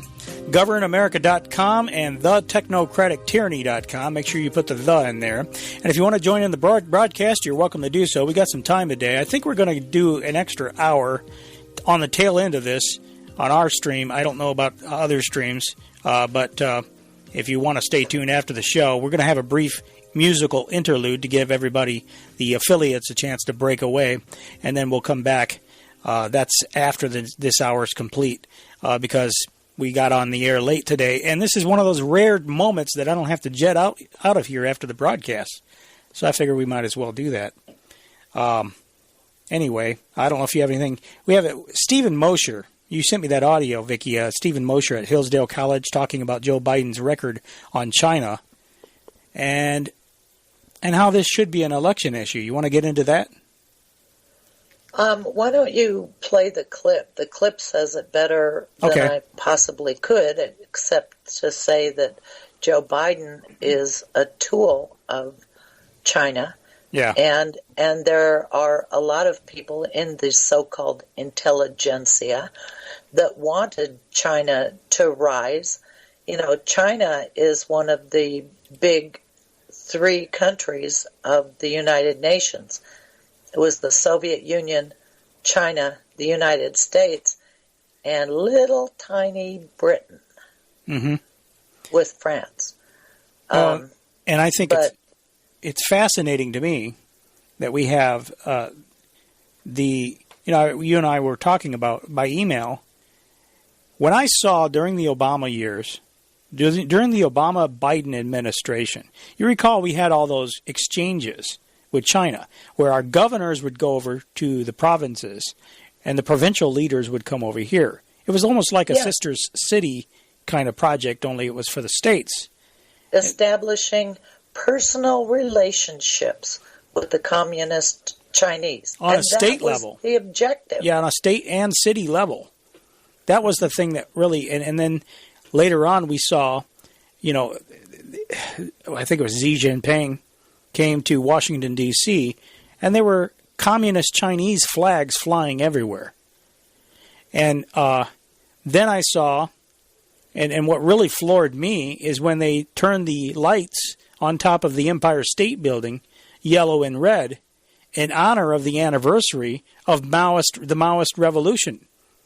Yeah, the 90th anniversary of the Communist Party in China.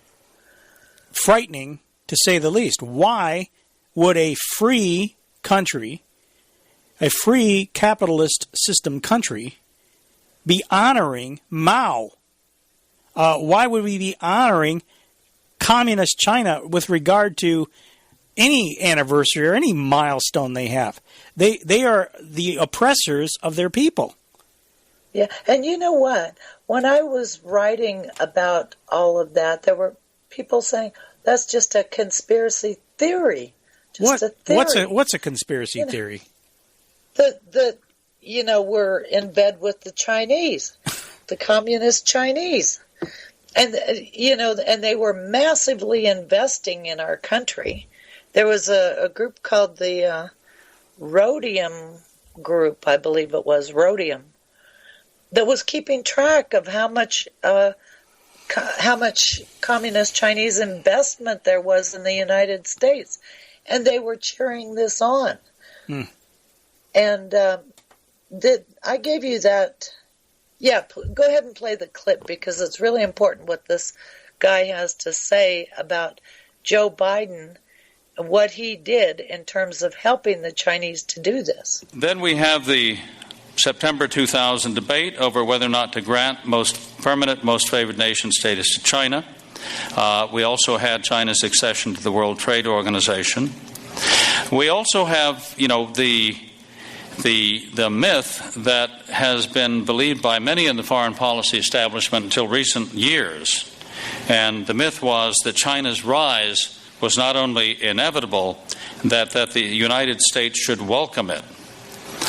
Biden said, along with many people in the 90s and in the early years of this century, that, quote, a rising China is an incredibly positive development for not only China, but for the United States and the rest of the world. What a difference a pandemic makes. As Vice President, Biden's efforts to enable China's rise accelerated. In May 2013, he helped to engineer a memorandum of understanding that exempted the People's Republic of China's corporations from U.S. security statutes and regulations. This means that over the last 7 years, the Chinese Communist Party has raised trillions of dollars from our debt and equity markets on preferential terms, giving them an advantage over American firms. How so? Because the memorandum of understanding that he negotiated as vice president exempted Chinese companies listed in U.S. stock exchanges from independent audits, allowing them to continue to cook their books while raising billions from unsuspecting U.S. investors. It is commonly known in China that companies keep 2 or 3 sets of books. They keep one set of books for the public, and for naive foreigners, they keep a second set of books for their Chinese partners, and then the principal owner will keep a set of books so he knows exactly how much money he's making. So this memorandum of understanding, which we're now trying to get rid of, gave Chinese companies exemptions from the kind of oversight that allowed them to hide the risk that investing in them posed to U.S. investors. On the human rights front, Vice President Biden was largely missing in action. When he did speak out in public, it was to soft-pedal Chinese Communist Party abuses. He said on one visit to China that he understood, quote unquote, the need for the brutal one-child policy. As an eyewitness to that brutal one-child policy, I found that comment unfathomable. That memorandum of understanding is very, very interesting. I mean, he should be charged with treason for that. I mean, well, and what about the other members of Congress that, they had an opportunity to pass a law revoking that. Mm-hmm. And they could have revoked China's most favored nation. Most favored nation. They could have done a lot of things, but they did nothing. Because they're globalists, and they're working for the destruction of our country. There doesn't seem to be... And it blows my mind. Any patriotism. Honestly, it blows my mind how these people can think that there will be U.S. leadership in a world that is like 2/3 communist. Most of the world is either socialist or communist. So what are they doing, Well, what they're doing is they're selling out future generations, and I think that they think that their position is secure. They've got their billions. They've got their ability to ride on top of any system that's put into place. So their whole career has been to try to destroy everybody else underneath. People who are just rank and file individuals trying to make their ends meet and trying to feed their family. Those are the ones that are being targeted. It is a classic case, and I hate to put it in these terms because it plays into a lot of what a lot of these socialists talk about all the time. They beat up on the rich constantly. No poor person ever gave me a job. So you need people who have money. Darren. Darren. Well, let me just finish. You need people who have money, and to be envious and to play the class envy game. It goes into Marxism. So I've got nothing wrong with people who have money. Okay, it's not the class envy thing. The problem is there's something wrong with these people who are when they get so much money that then they try to control the entire world with it. They try to run roughshod over everybody else. And, if it's an honest living that they're making, then fine. I'm okay with it. But they control markets. They manipulate things in such a way, and they buy the politicians, who then twist policy to favor them and leave everybody else in the dust. That's the problem I have with it. Right. But that, no poor person ever gave me a job. I mean, that is political propaganda, and that really is not what we're talking about.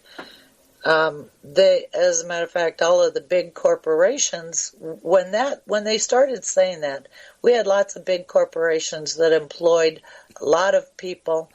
And the difference between the lowest paid member of a company and the highest paid employee of a company was, I forget what the ratio was, but it was enough so that, the person at the top was making a really darn good living. But they changed all of that. They took off all the restrictions. They allowed the stock market to become financing for globalization.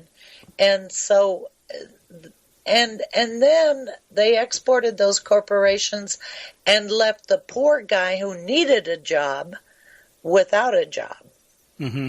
So those rich people that had all that money, were given all that money, they basically took their money offshore, invested in communist China, invested all over the world. Yeah. So we need to keep that in mind, when we think about, because most people, I think, when they think about that, they might think about their local richest guy in town. Well, I don't really care about the local richest guy in town. I do care about these technocrats at the very top, and the ones working on contract with our government that are making astounding amounts of money. I heard one time that there's some fancy car manufacturer that didn't really like to sell in Washington, D.C., because everybody could pay cash for, this car that was over $100,000, whatever it was. But that's obscene. What they have done, with globalization is obscene. Yeah, I agree completely.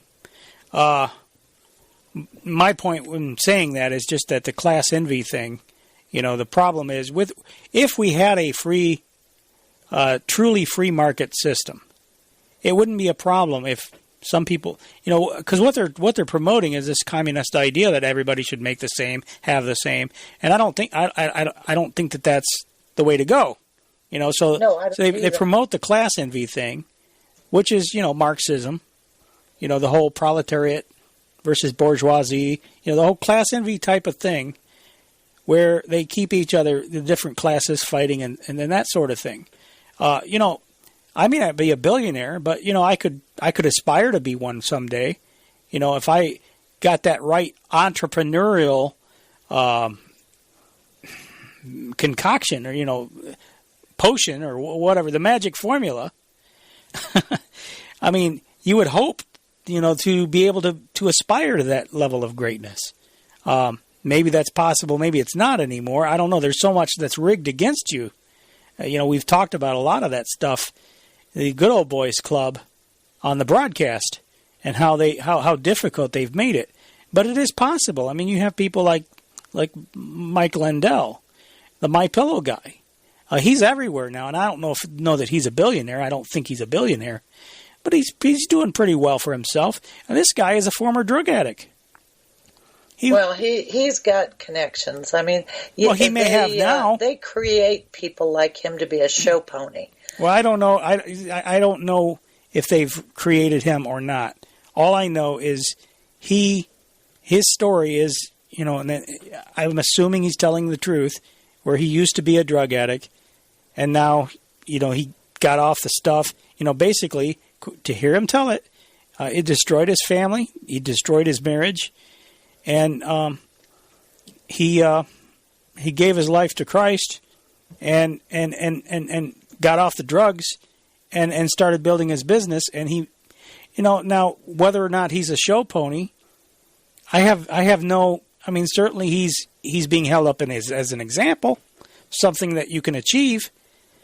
So I think with the right hard work, you can go a long way in our country. It's getting more and more difficult. But this class envy thing it's a trap. It's a trap. But at the same time, it's hard not to talk about the billionaires that are controlling everything. Right. Well, you know what? The left was not as radical now as they were. I mean, that was not as radical when I first started researching things as they are now, because I learned a lot about the trade agreements from the people on the left because the people on the right were saying, free trade, this is great. We all need free trade. Open the borders. Let everybody in. We need these entrepreneurs. Entrepreneurs funded by the government, by the way, and given patents that they could tweak. It was the National Science Foundation that was just giving out patents and telling people how to tweak them so that they could get a new patent. And so there was a lot of corruption in there, but I learned about the trade agreements from people on the left. So yeah, they were at one time the blue-collar worker advocate. And that all changed, I think, really with Clinton, to be honest with you. It did, because the Silicon Valley the computer companies, IBM, HP, PDP-11 computers. As before my anyway, time. The computer manufacturers set up an organization called, they organized into a group, and they did the Computer Systems Policy Project and came up with ideas for national computer systems. Healthcare was one of them. Then about in 1995, I think it was, they changed their name to the Technology Council. But they were a lobbying group, and at the time during Clinton's administration, they defined an industrial policy for the United States that was technology. And it looks to me like they didn't distinguish between the manufacture of computers and software devices for sale and the administrative systems of government, which are big systems, not, these little PC things. I'm not sure they knew the difference. But the Democratic Leadership Council basically came in and took over the Democrat Party, and the Democrat Party, through the blue-collar working class, their traditional base of support, they threw them to the wolves. Yeah, it's a definite traitor. They're definitely traitors to their own base. And when Clinton supported NAFTA, that was really, I think, I was amazed the unions were continuing to support him after that. For the longest time, they continued to support the Democratic candidates, despite the fact that they were just like the Republicans in the sense that they were all in favor of free trade. Yeah. So-called free trade. And I hate to even use the term free trade because it's a bogus thing. There's nothing free about free trade. It is globalism. It is very costly. It's costly to our economy. I've used the analogy before. When you have, let's say you took two cups and you connect them side by side with a hole down at the bottom. You got more water in one, more liquid in one than the other. It's just naturally, the laws of physics being what they are, that water's going to run from one glass, empty it out, to the other glass until they're equal. And that's what we have with this so-called free trade thing. You have a race to the bottom where everybody is going to be poor. You can't help other countries out of debt, out of poverty, when you're not in a position of strength yourself. Just like you can't help somebody up off the ground if you're lying flat on your back yourself. And that's exactly what these globalists have done to us. They put us on our back. And we were one of the most productive countries in the world. I mean, when you look at our population compared to the population of India, the population of China, we were tremendously productive. So when they moved manufacturing to China, they gutted us like a fish. Yeah. Well, you sent me the clip from the Justice Department where 345 defendants were charged in healthcare fraud schemes the largest category of which was in telemedicine.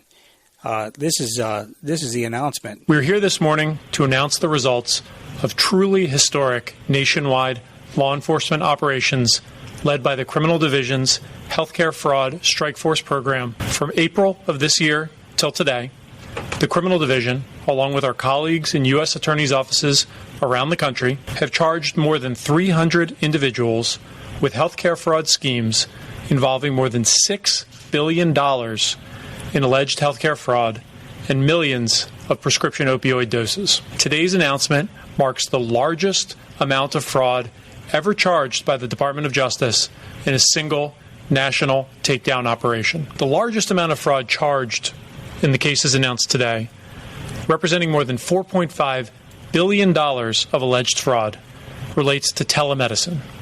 That is, the use of telecommunications technology, like the phone or the internet, to provide healthcare services remotely rather than in person.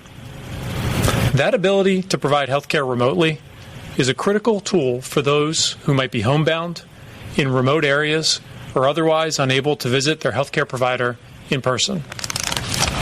And telemedicine has proven all the more critical during this national crisis, when so many Americans are isolating, quarantining, or otherwise restricting their face-to-face interactions.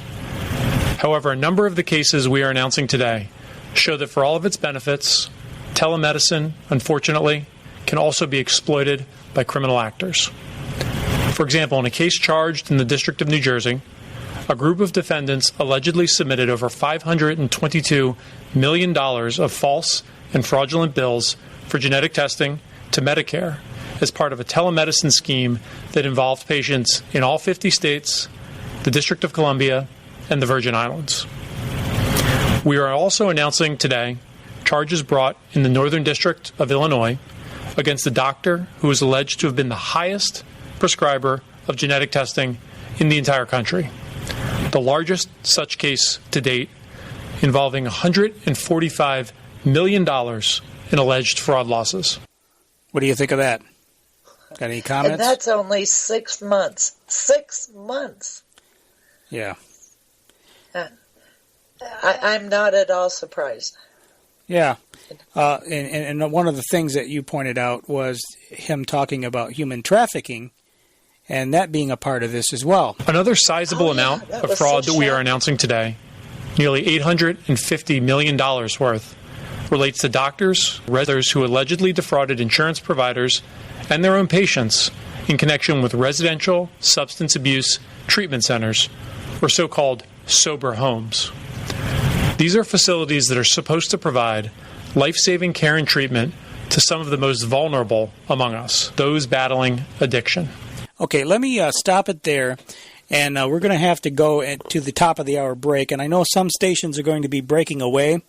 For those that are able to stay with us, we're going to be back after the end of show stuff. We play end of show parodies to give the stations a chance to break away. So we're going to go ahead and do that, and then we'll come back here in a few minutes and continue for another hour for those that are able to join us. So stay with us, folks. Thanks for being with us. For those that are breaking away, thanks for being with us. For those that are able to stay, join us, and we'll be back in a few minutes. This is Govern America. God bless you.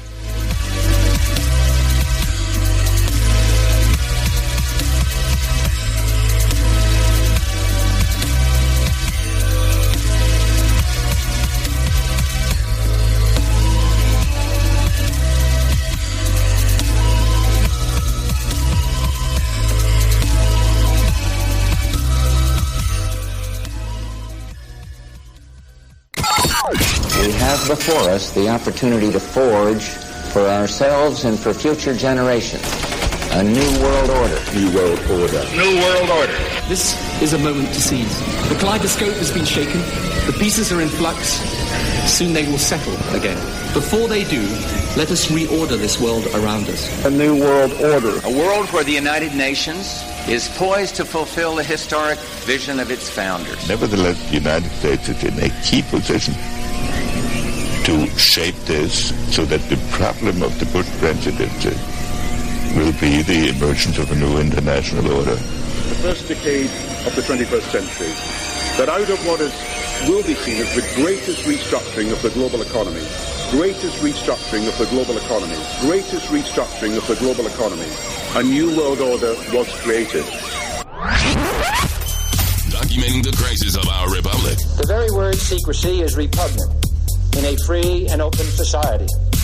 And we are, as a people, inherently and historically opposed to secret societies, to secret oaths, and to secret proceedings. Waging war on the New World Order. The councils of government. We must guard against the acquisition of unwarranted influence, whether sought or unsought, by the military-industrial complex. This is Govern America with Darren Weeks and Vicky Davis. Live from FEMA Regions 5 and 10, this is the fourth hour of Govern America. Really, I think we're just kind of finishing the third. I don't know. It's all a blur, Vicky. I know. Whatever it is, we're here. Whatever it is, we're here, and we're happy to be here, and we're happy you're here. Those of you who were able to stick around, we appreciate that. And I realized I had to change a few things to enable for a next hour, but I think I got the phones switched off this call-centric schedule, where they're normally... I got a desktop phone here. It's a voice-over IP phone that when we're not using the 800 number, the 844 number, off to the phone bridge, it automatically switches it back when it's not showtime to this desktop VoIP phone that I have. Looks really nice. It's a nice phone, but it exclusively works on the internet. Anyway, I had to disable that switch in order for people to call in. So if anybody wants to call in, you're able to do so. 610-600-1776 or toll-free 844-646-8376. That's 844-6-GOVERN. Before the break, we were talking about the telemedicine subject and the fact that the Justice Department at least is busting some of these people that are engaging in healthcare fraud. One of the things that we mentioned we were just getting into is the fact that they busted some people. It's mind-blowing the degree to which, and they were talking about recovery centers. People are being, drug addicts being shipped around the country and being abused for purposes of fraudulent billing. This is going on, and they just busted a bunch of people for that. But unfortunately, there are those who would prey on these individuals, these vulnerable individuals, and illegally seek to exploit the system for their own financial benefit. For example, we have charged 10 defendants, including a CEO, 2 clinic owners, and 3 doctors, in connection with a $91 million fraud scheme involving inpatient and outpatient addiction treatment centers in Broward County, Florida. Now, this case comes on the heels of charging this summer, also in South Florida, the largest ever sober homes fraud case involving over $680 million in alleged loss. Now, these sober home cases are particularly egregious, not just because of the substantial amounts of financial fraud and loss that they involve, but also because of the significant harm that they can cause to patients who are used and abused along the way. In many of these cases, defendants are alleged to have preyed upon addicted patients, recruiting them from their hometowns, where they have support networks, and shipping them off to faraway states where they are placed into these so-called sober homes. Once there, these vulnerable individuals are often provided with drugs that undercut their ability to recover from addiction, and they are often shuffled from facility to facility to boost headcount and maximize billing, instead of being given the addiction treatment care that they so desperately need. In some of our more troubling cases, and as alleged in the relevant charging documents announced in connection with the cases today, some patients also are referred out to other healthcare providers who bill for additional medically unnecessary tests, medications, and services. Other co-conspirators then provide kickbacks in return for access to these vulnerable patients. This fraud and abuse truly inflicts a human, not just a financial, toll. That's just mind-blowing that this is going on or has been going on. Yeah, it's unbelievable that's really human trafficking in human misery. Mm-hmm. And keeping them addicted is really what they were doing because they're a continuous source of revenue. Those doctors, all of those healthcare professionals that were involved in that, they shouldn't just lose their ability to bill Medicare and Medicaid. They should lose their licenses. Well, not only lose their license. I mean, let's face it. If you're engaged in that kind of fraud, you need to go to prison. And I think they probably will. Many of them, the ones that are involved in it. But yeah, it just goes to show you how things are today with regard to the ability for people to increasingly, with every new technology comes new ways to abuse it. And this is where we are today. Now, well, I almost, I think it could have been anticipated that would happen. And I think they should have had special screening, special licensing for doctors allowed to do telemedicine, because there's a lot of pitfalls. Obviously, it could potentially become a facility for old people who are lonely to just call and talk about their ailments. That's one thing. Or another thing is that people who are having psychological problems, who are totally self-absorbed, could also abuse it. I mean, there's just so many ways to abuse a system like that. Yeah. But they just kind of opened it up and said, here it is. Here you go. Exactly. Well, Dr. Scott Atlas, he had a discussion with the Hoover Institution. This is another one of your clips on the subject of the lockdown. He says enough with the school closings. It's time to get things back open again. Again, the botching was the extension of the initial lockdown. Got it. The initial lockdown, okay, we didn't forgivable, know understandable. I'm going to understand the initial lockdown, but the extension of the lockdown is completely and utterly incorrect. All right. Now, let me continue your article. Okay, first of all, I wanted to, I should have set this up better. Dr. Scott Atlas, for those that haven't been paying close attention, he is Trump's replacement for Dr. Fauci. Dr. Fauci isn't out.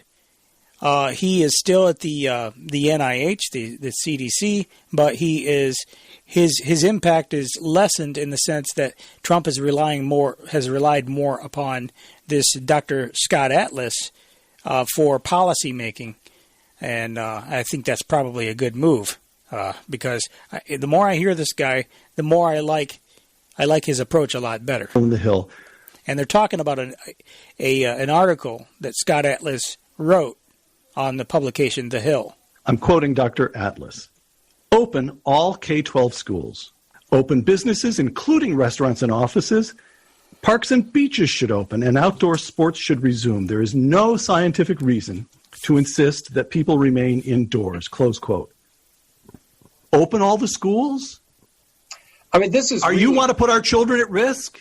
This is really the most important thing to do for our society for several obvious reasons. Number one, of course, if you don't open the schools, you've locked down society, because most people do not have a second home, with a maid or just buying a few iPads. It doesn't work that way for most people. But that's really not the main reason. The main reason, of course, to open the schools is because the children need schooling, and this is why we should open the schools, because there is virtually zero risk of death and virtually zero risk of a serious illness in children. This is the fact. This is inarguable. This is proven not only every country outside the United States, but by our own data in the CDC itself. Of the first 100,000+ deaths analyzed, 99.98 deaths were not in children.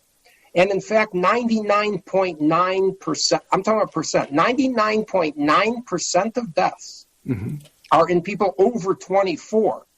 Now, K through 12, of course, are young children. There's another big point here. All over the world, Switzerland, Iceland, Australia, the United Kingdom, Ireland, Asian countries, there is a minimal, if any, risk of children transmitting the disease, even to their parents. It's not just that children are not at risk at all from this disease. They also do not even transmit the disease. It is literally irrational to not only close schools. So the teachers wouldn't be at risk either. The fifth grade teacher, sixth grade teacher, kindergarten teacher, they won't be at risk either? Okay, there's not a significant risk, but I want to qualify that.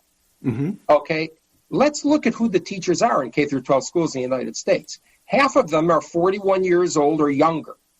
Okay, 82% are under 55. The risk from COVID-19 for people under 60 is less than or equal to seasonal influenza. So if you're going to shut down the schools because you're worried about the rare teacher who's in a high-risk category, you must necessarily close the schools from November through April because they're at the same risk in flu season. Any thoughts?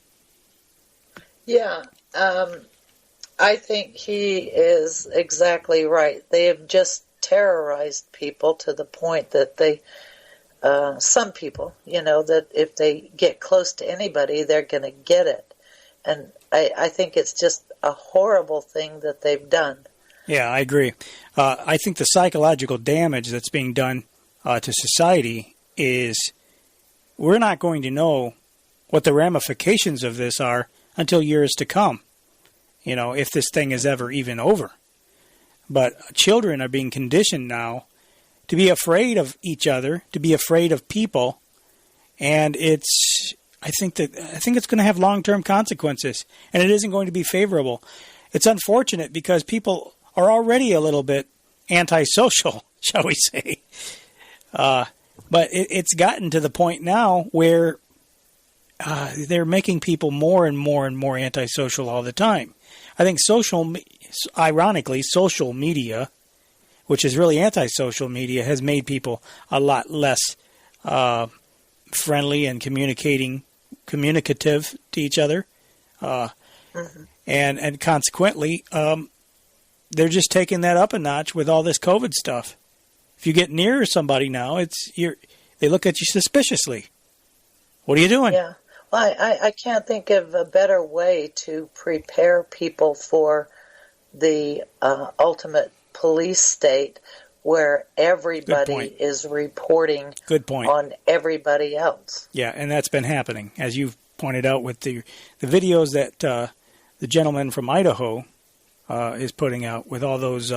Casey Whalen. Yeah, Casey Whalen. He does some great videos of what's going.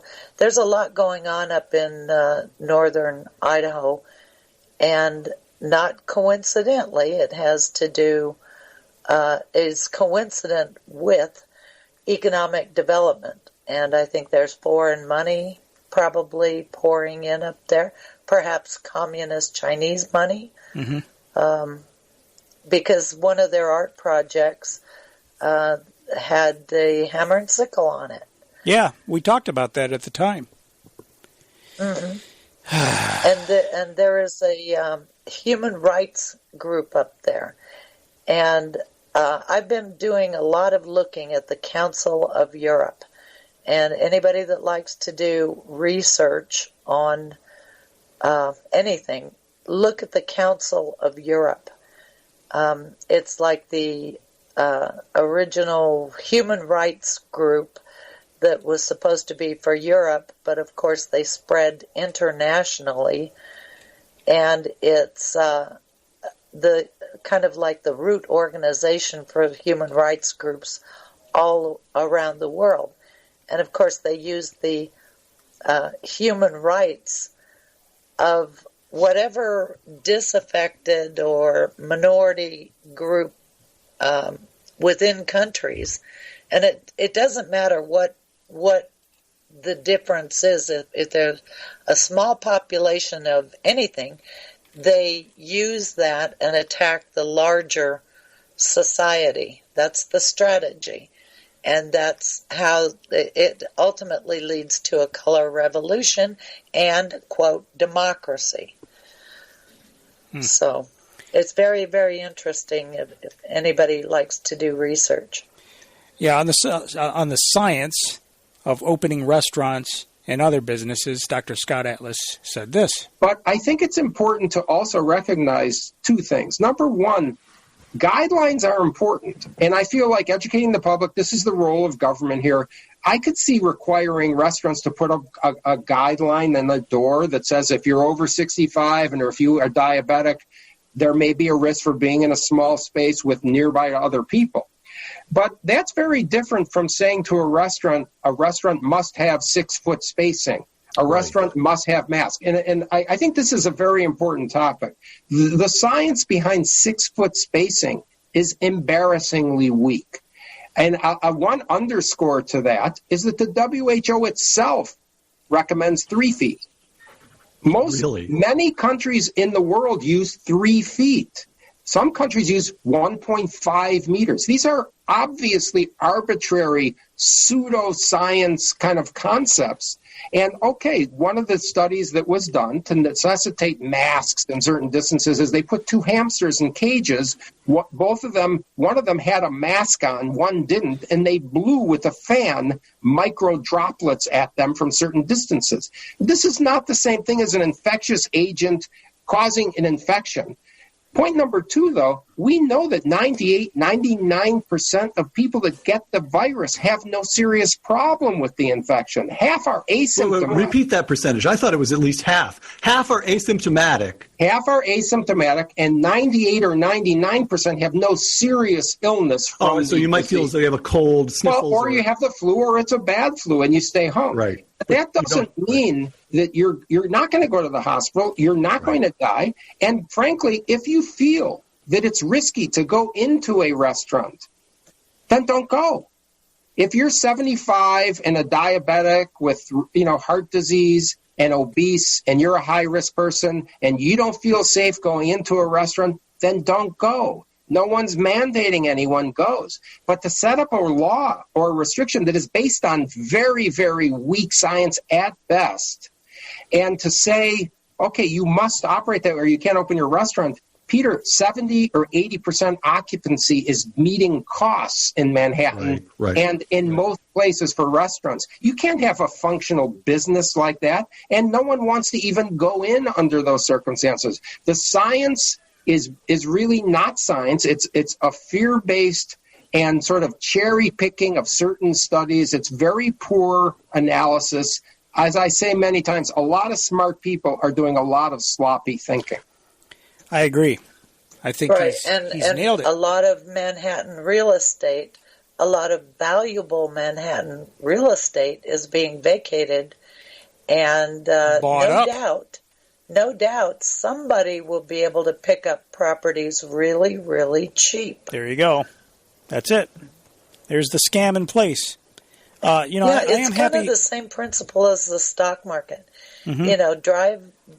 Do by whatever means, hedge fund or whatever, drive the stock price down, and then buy it cheap, or buy puts on a stock and then drive it down and then sell them. So it's the same thing. It's drive it down so that you can pick up valuable property cheap. Right. Yeah, I am happy to see some pushback on some of this stuff. You sent me the article about Ohio.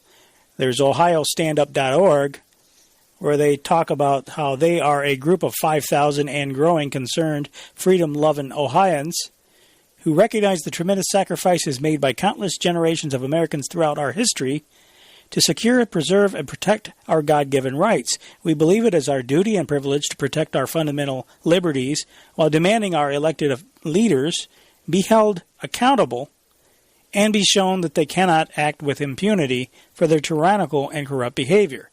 We are united in our common goal to stand against continued violations of our constitutional freedoms while working to restore those freedoms from which we have been deprived.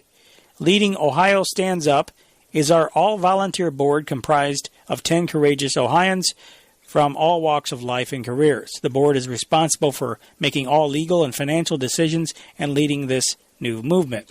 So there's a number of evidently attorneys that are working on this project as well, or at least a couple. There's attorney Thomas Rentz, Attorney Robert Gargaz, I guess is how you pronounce it. I probably butchered it. I apologize. But anyway, they're filing lawsuits, which are excellent.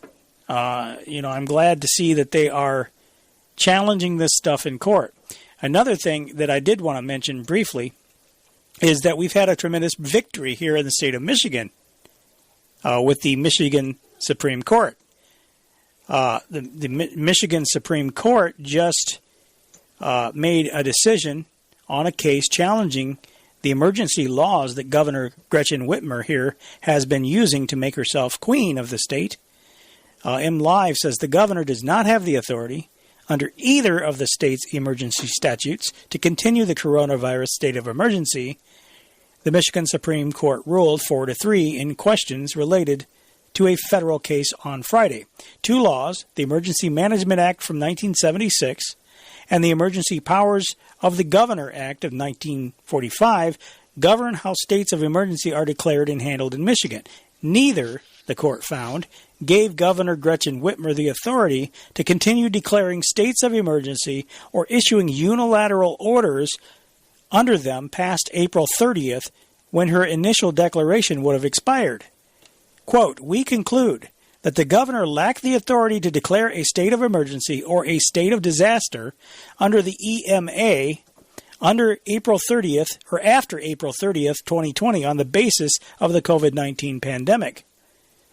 Furthermore, we conclude that the EPGA is in violation of the Constitution of our state because it purports to delegate to the executive branch the legislative powers of state government, including its plenary police powers, and allow the exercise of such powers indefinitely," wrote Justice Stephen Markman in the majority opinion. As a consequence, the EPGA cannot continue to provide a basis for the governor to exercise emergency powers. I was thinking about that because it's a 4-3 decision, Vicky. It could have very easily went down on the side of the governors because there's a slight Republican majority on that court as well. And if there had been a Democrat majority, you would hope that they would be above political persuasion. But in this day and age, realistically, it doesn't happen very often, unfortunately. So if the court, it's a precedent, I would imagine, courts sometimes reverse themselves, so it's possible down the road it could go the other way. But if the court had come down the other side, we could be held hostage here indefinitely, and I'm sure some states will be. I think it will end up in the Supreme Court ultimately. Well, this is a state. I don't see how she can appeal it. Go ahead. I'm sorry. I was just saying I don't see how it could be appealed. It's a state issue. No. They're violating. There are constitutional issues involved. Well, sure, but the U.S. Constitution applies to the federal government. Not the Bill of Rights. And what we're talking about is freedom of assembly. And there is no specific right to make a living, but there is a right to pursue happiness. And happiness is having money in your pocket, making a living.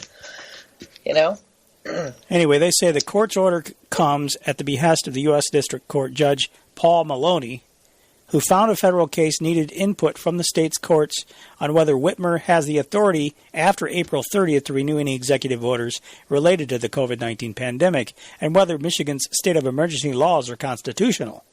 The underlying federal case was filed in May by the Mackinac Center Legal Foundation on behalf of the West Michigan medical providers and a patient seeking a knee surgery. At the time, Whitmer's orders banned elective procedures. The Michigan Supreme Court took up the case and considered it separately from a state case brought by the state's Republican-led legislature that raised some of the same questions. The impact of the court's order is not immediately clear. A footnote in the majority opinion notes, "Our decision leaves open many avenues for the governor and legislature to work together to address this challenge, and we hope that this will take place." Anyway, it goes on from there, and there's quite a few more paragraphs there. But the point is that I look at this, there's no other way to look at it but a huge victory. Now, of course, for her part, she responded, and her response indicates, while acknowledging the court's decision, well, let me just share it with you. This is her statement, her official statement. Since the beginning of the crisis, I have done everything in my power to protect our seniors, small business, like sending them to nursing homes, sending the COVID-positive people into the nursing homes. Yeah, that's doing a lot to protect seniors, Ms. Whitner. Anyway, small businesses and first responders from the worst public health emergency in over a century. Well, that's a matter of opinion. Anyway, thanks to the hard work of millions of Michiganders who sacrificed and did the right thing, we have saved thousands of lives and laid the foundation for a strong economic recovery. Well, every single line of this I could debunk, but I won't bother. But COVID-19, she says, still poses a clear and present danger to the people of Michigan, our economy, and our way of life. This virus has now killed more Michiganders than World War I. Again, how many people have died really from COVID-19? Is there any way really to know that when they're jacking with the numbers? Right. Fraudulent statistics. You get a hangnail, and they'll put you down as COVID-19 positive, and you died. That's not a COVID-19 death. So this is bogus. This is totally bogus. She says it is and that doesn't even count the false positives of the testing. Anyway, it is a novel virus for which there is no cure, and which has infected the President of the United States, members of the United States Congress, and legislators across our state. The virus continues to take the lives of Americans every single day, and without a cure or approved vaccine, that will continue for the foreseeable future. Today's Supreme Court ruling, handed down by a narrow majority of Republican justices, is deeply disappointing, and I vehemently disagree with the court's interpretation of the Michigan Constitution. Right now, every state and the federal government have some form of declared emergency. With this decision, Michigan will be the sole outlier at a time when the Upper Peninsula is experiencing rates of COVID infection not seen in our state since April. It is important to note that this is the part that really got my attention, Vicky. It is important to note that the ruling does not take effect for at least 21 days. And until then, my emergency declaration and orders retain the force of law. Furthermore, after 21 days, many of the responsive measures I have put in place to control the spread of the virus will continue under alternative sources of authority that were not at issue in today's ruling. I know this is hard. We all want the crisis to be over, and we all want life to return to normal as soon as possible. But the only way we will get through this is by pulling together as Americans and working as one nation to defeat this virus. Anyway, it goes on for another line or two. She's going to do everything she can. I can see a campaign, boot the Bimbo. Well, you're good with these show titles. Yeah. Our governor here in Idaho is doing the same thing, just extending, and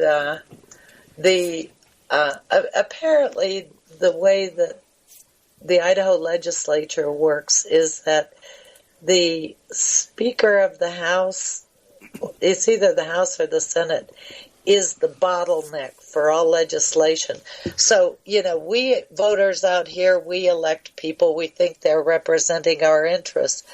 But there's one guy, the Speaker or the Senate leader, that controls what legislation can get to the floor.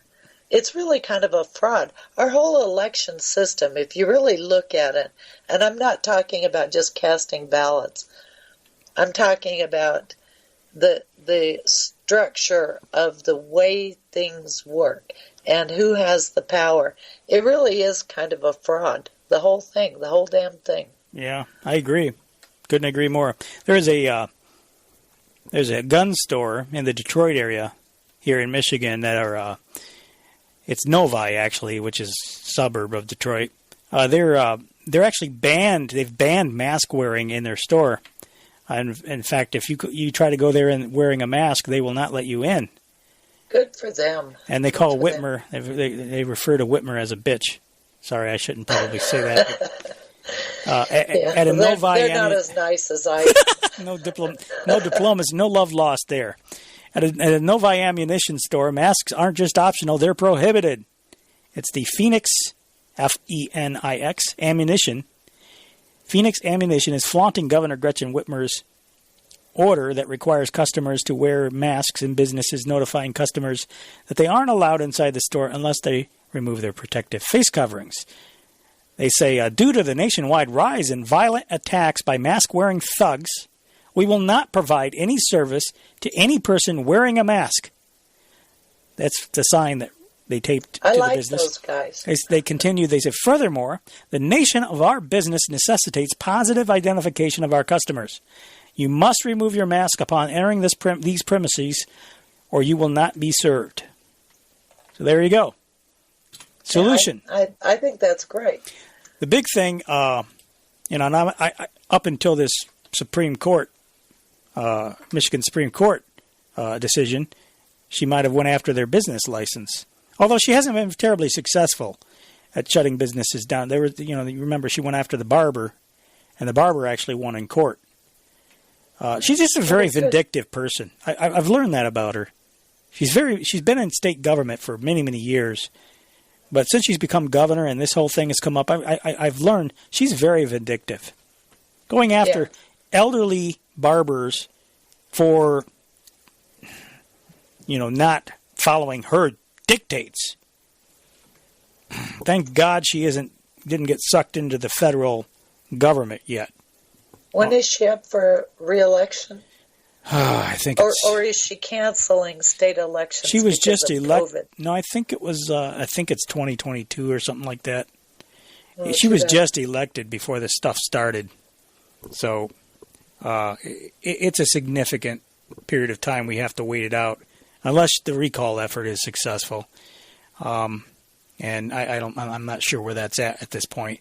The other thing is that they were trying to get a ballot initiative together to repeal these state laws, and I actually requested. There was an organization called Unlock Michigan. I actually requested the materials from them for the petition because I was going to help, and never got anything in the mail. And the next thing I know, I hear that Whitmer's Attorney General here in the state, Dana Nessel, is her name. She filed a court action against the. Well, no, it wasn't a court action. She actually was investigating. She announced an investigation against Unlock Michigan for supposedly using incorrect or fraudulent means of collecting signatures. In other words, their claim, the Attorney General here, her claim is that the people that were working for Unlock Michigan were lying to people to get them to sign the petition. And I think that is extremely suspicious. That sounds exactly like what the left would do. Well, whenever you sign a petition, the exact language of whatever the initiative is printed right there where you sign your name. So it's that's true. Anybody that doesn't read something that they're about to sign, there's no help for those people anyway. Yeah. Tell you what, we got a call on the line. Also, I wanted to get into the Comey stuff. He had Comey testimony on Capitol Hill this week, just recently. Comey baloney? Yeah. I think we need to talk about it, though. But first, we'll go out to Washington State. And hello, caller, you're on the air. Go ahead. Hi, guys. Hi. On September 20th, we sent you, Darren, Vicky, and a couple of other people Patrick Timpone lawsuit against Ohio governor, and then you just mentioned about 5 minutes ago that Vicky had shared that story with you. Mm-hmm. We know a gentleman who talks about the financial meltdown that had to happen, and we're trying to drum up some radio broadcasts for him to be interviewed on. Greg Keonis is his name. He's working with this Ohio attorney, and, all hands on deck. We really have to get some of this crucial information out. So, Darren, I see your email address, radiogovernamerica.com. We're going to send you some contact information for this guy. A quick story is I talked to this Greg guy that's working with these doctors who are working with this Ohio attorney, and he said, Brian, 2 months ago you started to contact me and talk about this communitarianism thing, and I did get to look into some of it, but now everywhere I turn, we're all in this together, and Trump's got the COVID, but supposedly we'll get through it. I'm seeing what you are saying, Brian, everywhere I turn. So I know you two have been really trying to point out its importance. So when I get this guy and he's talking the same thing and seeing the importance, I will send along Greg's contact information. Maybe you could have him on. Yeah, I'd love to have him on. You say he's working with the Ohio attorneys that are trying to overturn some of the state of emergency stuff? Yeah, the one attorney's name is Tom Rentz, and this Greg guy is going to do an interview with Tom, although he's very busy with other interviews with the Timpone he did, and then there's a Rappaport, very big investigative journalist. John Rappaport? Yep. Yeah. Whatever his first name is, yeah. Yeah, I think he used to be a CBS correspondent or something like that. He's very well known, or at least he was in the past, and now they just call him a conspiracy theorist and everything because he's telling way too much truth. Yeah, he's a major contributor to Activist Post. You see him there a lot. Anyway, that is another interview he did. So, yeah, I know you guys are short on time. I think I got across what I wanted to get across. Okay. I'm going to jump off. All right, very good. Hey, thank you very much. Appreciate it. Very good. Yeah, I'd like to do an interview with the attorney. He's very bright, very knowledgeable. Well, I don't think this guy is an attorney. I think he's one of the people that were associating with them or something on the case. I believe. Yeah, whatever he is, if he's associated with the case and he understands the tact that they're taking, I'd really like to talk to him. Yeah, it would be very interesting. I mentioned that James Comey wasn't on Capitol Hill. He did it through the electronic means, but he was testifying before the Senate, Judiciary Committee. Lindsey Graham, of course, chairing the committee hearing where James Comey testified. This was on Thursday. The problem is that Lindsey Graham, he's a part of the problem, and that's the problem. He's they're still bipartisan. Anytime they do anything bipartisan, folks, you got to watch yourself. Anytime you see anything, Republicans and Democrats agreeing on anything, you better say, where's the problem? What do I need to be looking out for? Because it seems like the only time they come together on anything is when it's really, really bad for the country. Having good relationships with Russia, and if it were possible, China, or any other country for that matter, as long as you're not giving them your country, handing it over to them, and you have to maintain a skeptical stance and be watching all the time to make sure that you're not being taken advantage of and there's not espionage going on and all of that. But all that being said, this beating of the drum against Russia constantly is not good in the sense that, we want good relationship. We don't want a new Cold War. We don't want a new hot war. So you got Republicans and Democrats in Congress, just villainizing Russia constantly. And I don't like what they're doing here. And Lindsey Graham, same thing, calling it the Russian Steele dossier. By doing so, of course, he's running interference for the deep state and his old buddy John McCain, who was very involved in the Ukraine mess, going over there, meeting neo-Nazis over there, going over there and hobnobbing with the Svoboda party. All of that stuff is well documented. Yeah, on that article that I posted about Joe Biden and the New World Order, there are a couple of links on John McCain. Mm-hmm. And when he was speaking to the World Affairs Council, he was saying very much the same thing that Joe Biden did. And I thought that watching Lindsey Graham was kind of amusing because he was obviously giving outs to, I forget what the name of the woman was that was testifying, but she was in Sally Yates. Mm-hmm. But, I mean, you know, he gives outs to people who did bad things, saying, I know you didn't know, you know, she was supposed to be the person who signed FISA warrants, and when you sign something, you're supposed to read it, and she didn't, and so she says. He lets them off the hook, in other words. Yes, exactly.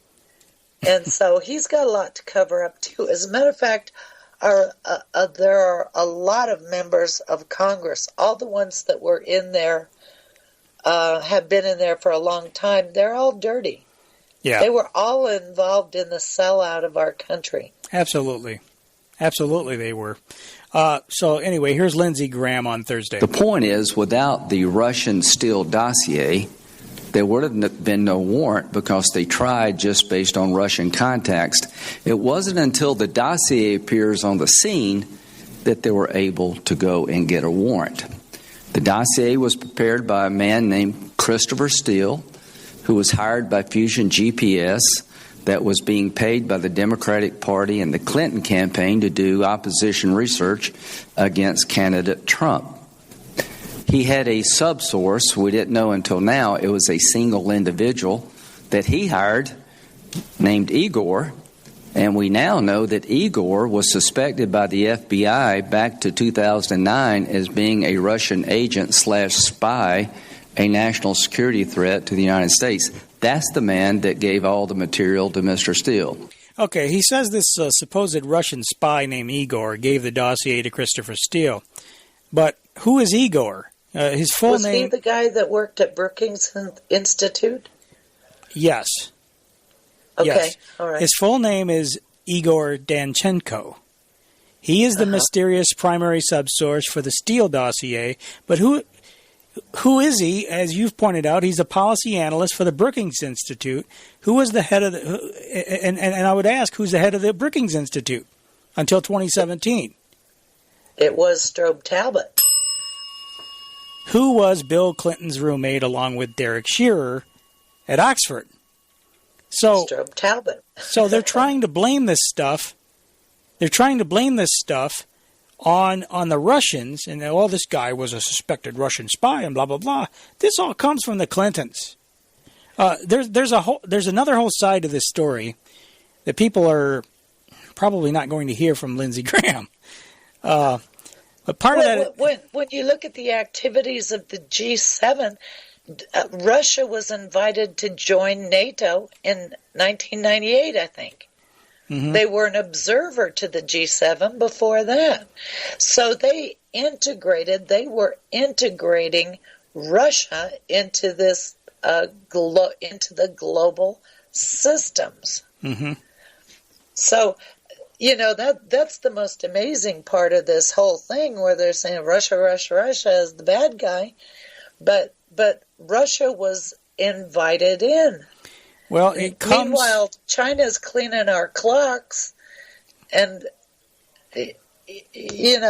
people should really look at the documents of the Asia-Pacific Economic Cooperation Organization, APEC, because both Russia and China were involved in it, and it was harmonizing the government policy, synchronizing government policy, and integrating systems of governance in the form of the World Customs Organization, having a computer network for the ports around the world, both seaport and inland ports, with this transportation system for commercial shipping, and the World Customs Organization, and China's Belt and Road is part of that. But it was and is a global system of transportation and integrated systems. Yeah, exactly, and that's why we talk about it all the time here. The Trans-Texas Corridor was part of the transportation system. All of this stuff, because you have to move in order to have a global economy, quote unquote, in order to have integrated everything, and certainly NAFTA, the manufacturing was only part of it.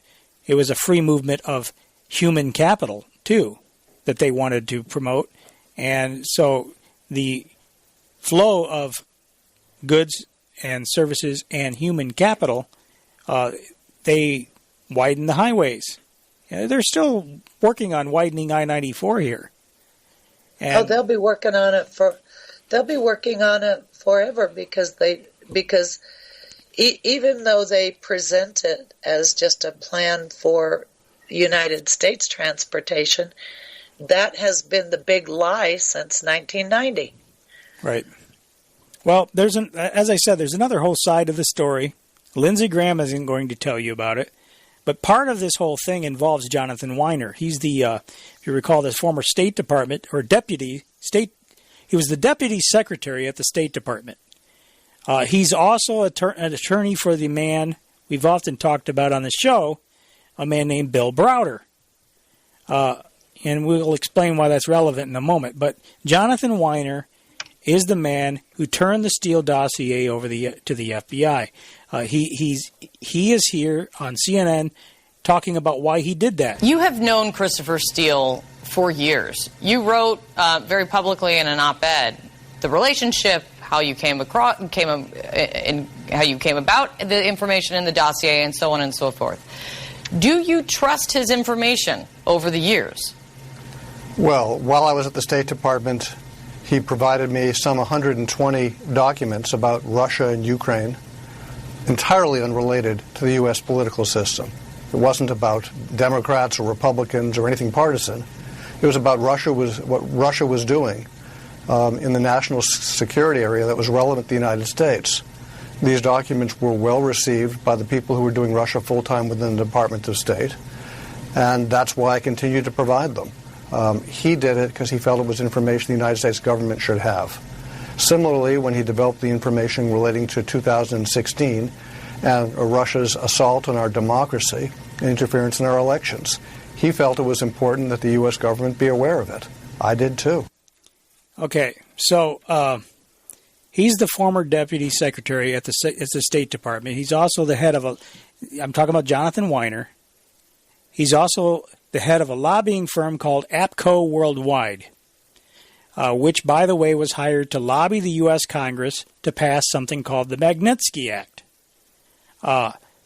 The Magnitsky Act, for those that haven't been following it, haven't heard us talk about it, this is a piece of legislation that was passed that enables the Secretary of the U.S. Treasury to put sanctions on foreigners, seize their assets, restrict them from traveling to the United States without any due process. All they have to do, basically it's done under the guise of human rights. If they are accused of violating human rights, and I say it's without due process because there's no appeal for these people. They're just fingered by the Treasury Secretary at the behest of the President, and they're punished without any hearing and without any appeal options. The Magnitsky Act... And they're destroyed in the media. The Magnitsky Act was passed... That's right. They were passed... it was basically to be used against Russia, supposedly to avenge the death of Sergei Magnitsky, He died in a Russian prison, having been prosecuted for helping another billionaire by the name of Bill Browder cheat Russia out of billions of tax dollars in the 90s. And who hired APCO was none other than one of Browder's allies, Mikhail Khodorkovsky. We've talked about him, I think, before, not probably nearly as much as we should have, but Mikhail Khodorkovsky was prosecuted in Russia for tax fraud. He was sentenced to, I think, like 9 years. He was the founder and CEO of Menatep Bank, and he became very wealthy. At one time, he was the richest man in Russia because he had gained control of the Siberian oil fields and Yukos Oil Company through this corrupt voucher program that was facilitated by former Russian President Boris Yeltsin and his deputy, Anatoly Chubais. They established this voucher program where they, after it was post-Soviet era where things had just collapsed, and since the government took care of most people, that was what people were used to. They didn't have a free market economy at all. So when the government collapsed, everybody was just kind of left high and dry. No money coming in, no ability to do anything. And so the government came in and was basically auctioning off state assets. They gave out the vouchers to the Russian people because they belonged to the Russian people. It was state assets. Right, privatization. Yeah, it was the privatization scheme, and I call it a scheme because that's really what it turned out to be. What it did is Boris Yeltsin was a traitor, and Anatoly Chubais, in my opinion, was a traitor because they opened the door wide for these predator capitalists to come in and to basically buy everything up for pennies on the dollar. These Russian people they had no idea what they had. They were starving. It's the same thing that's happening here, Darren. Exactly. It's a global strategy to deconstruct the system of nation states. But it was Vladimir Putin, love him or hate him, Vladimir Putin came into power and he tried to put a stop to this. And he went after the oligarchs who were doing the looting, and one of those was Khodorkovsky.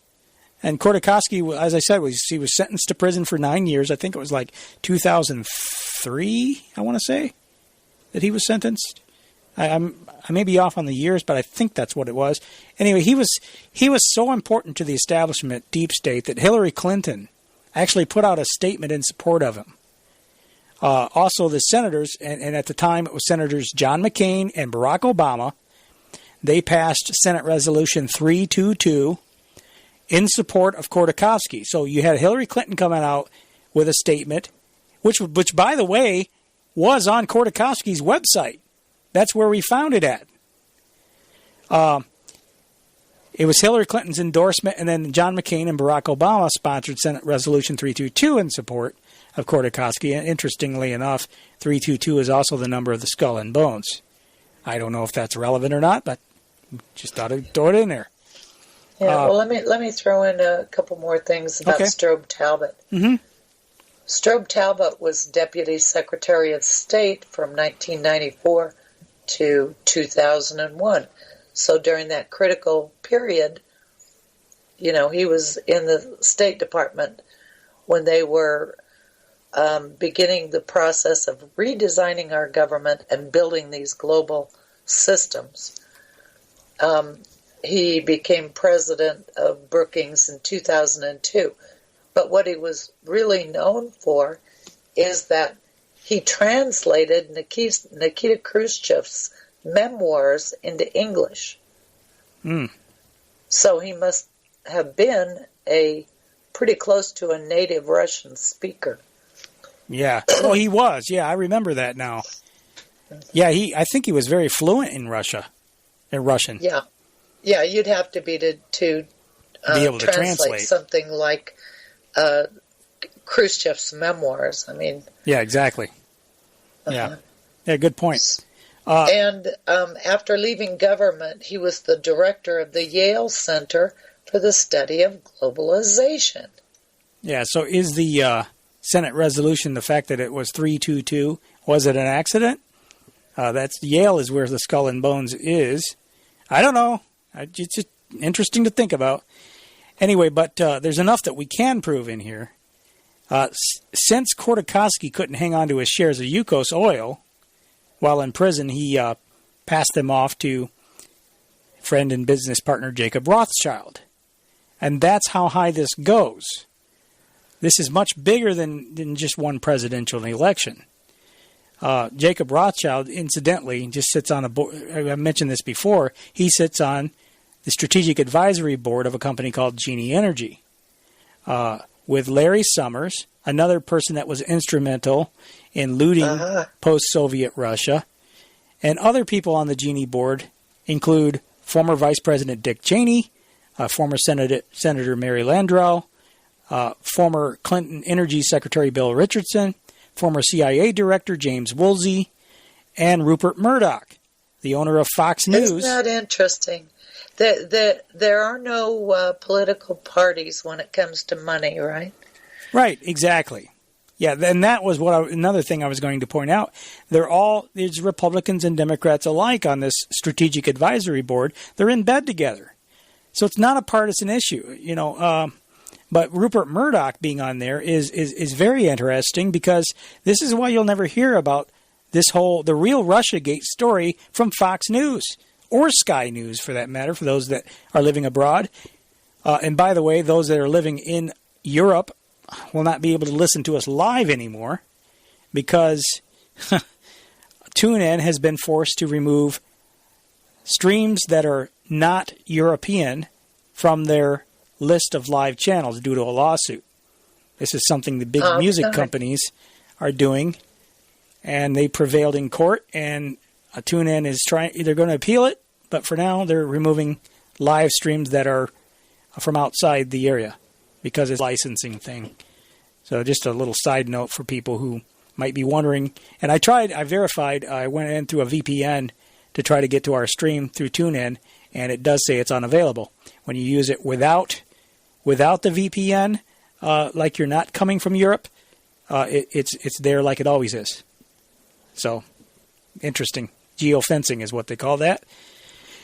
But, you got all these people on the Strategic Advisory Board of Genie Energy, which are in bed together. So anyway, getting back to the dossier, we were talking about Jonathan Weiner. He's the man who recruited Christopher Steele and the British MI6 agent who gave the Steele dossier to the FBI. Now, there is another part of the story that doesn't get told much, Vicky. The Steele dossier was not the original dossier. The original dossier came from the Shearer brothers. Cody and Derek Shearer, we've talked about them before as well. They're the sons of the wealthy publisher Lloyd Shearer of Parade magazine fame. Lloyd Shearer was very close to the Clintons during the Clinton administration. Derek Shearer worked as both an economic advisor to the Clinton campaign and the Deputy Undersecretary of Commerce in the administration. His sister, Brooke Shearer, Lloyd's daughter, was an aide to Hillary Clinton. She's now deceased, but she was an aide to Hillary Clinton and was the wife of Strobe Talbot. Derek Shearer's roommate, along with Bill Clinton at Oxford. So the origins of the dossier were people very, very closely connected to the Clinton camp. That's really what I'm getting at here. This notion that it came from a Russian spy and all that stuff, I think is total nonsense. It's total bogus. But anyway, just wanted to connect some dots there for people that didn't know. You were going to say something? Yeah. Wasn't there a Billy Shearer that was manager for the Beatles? Was Possibly. he related to these Shearers that you're talking about? I have no idea. I haven't read about a Billy Shearer. Yeah. It's possible. Well, that's all very interesting, though. Yeah, I think in any case, it's important to know, be able to connect dots. And then you could probably go on about this all day because there's a lot of things that you could talk about when you get into this. The corruption, the money laundering, untimely deaths.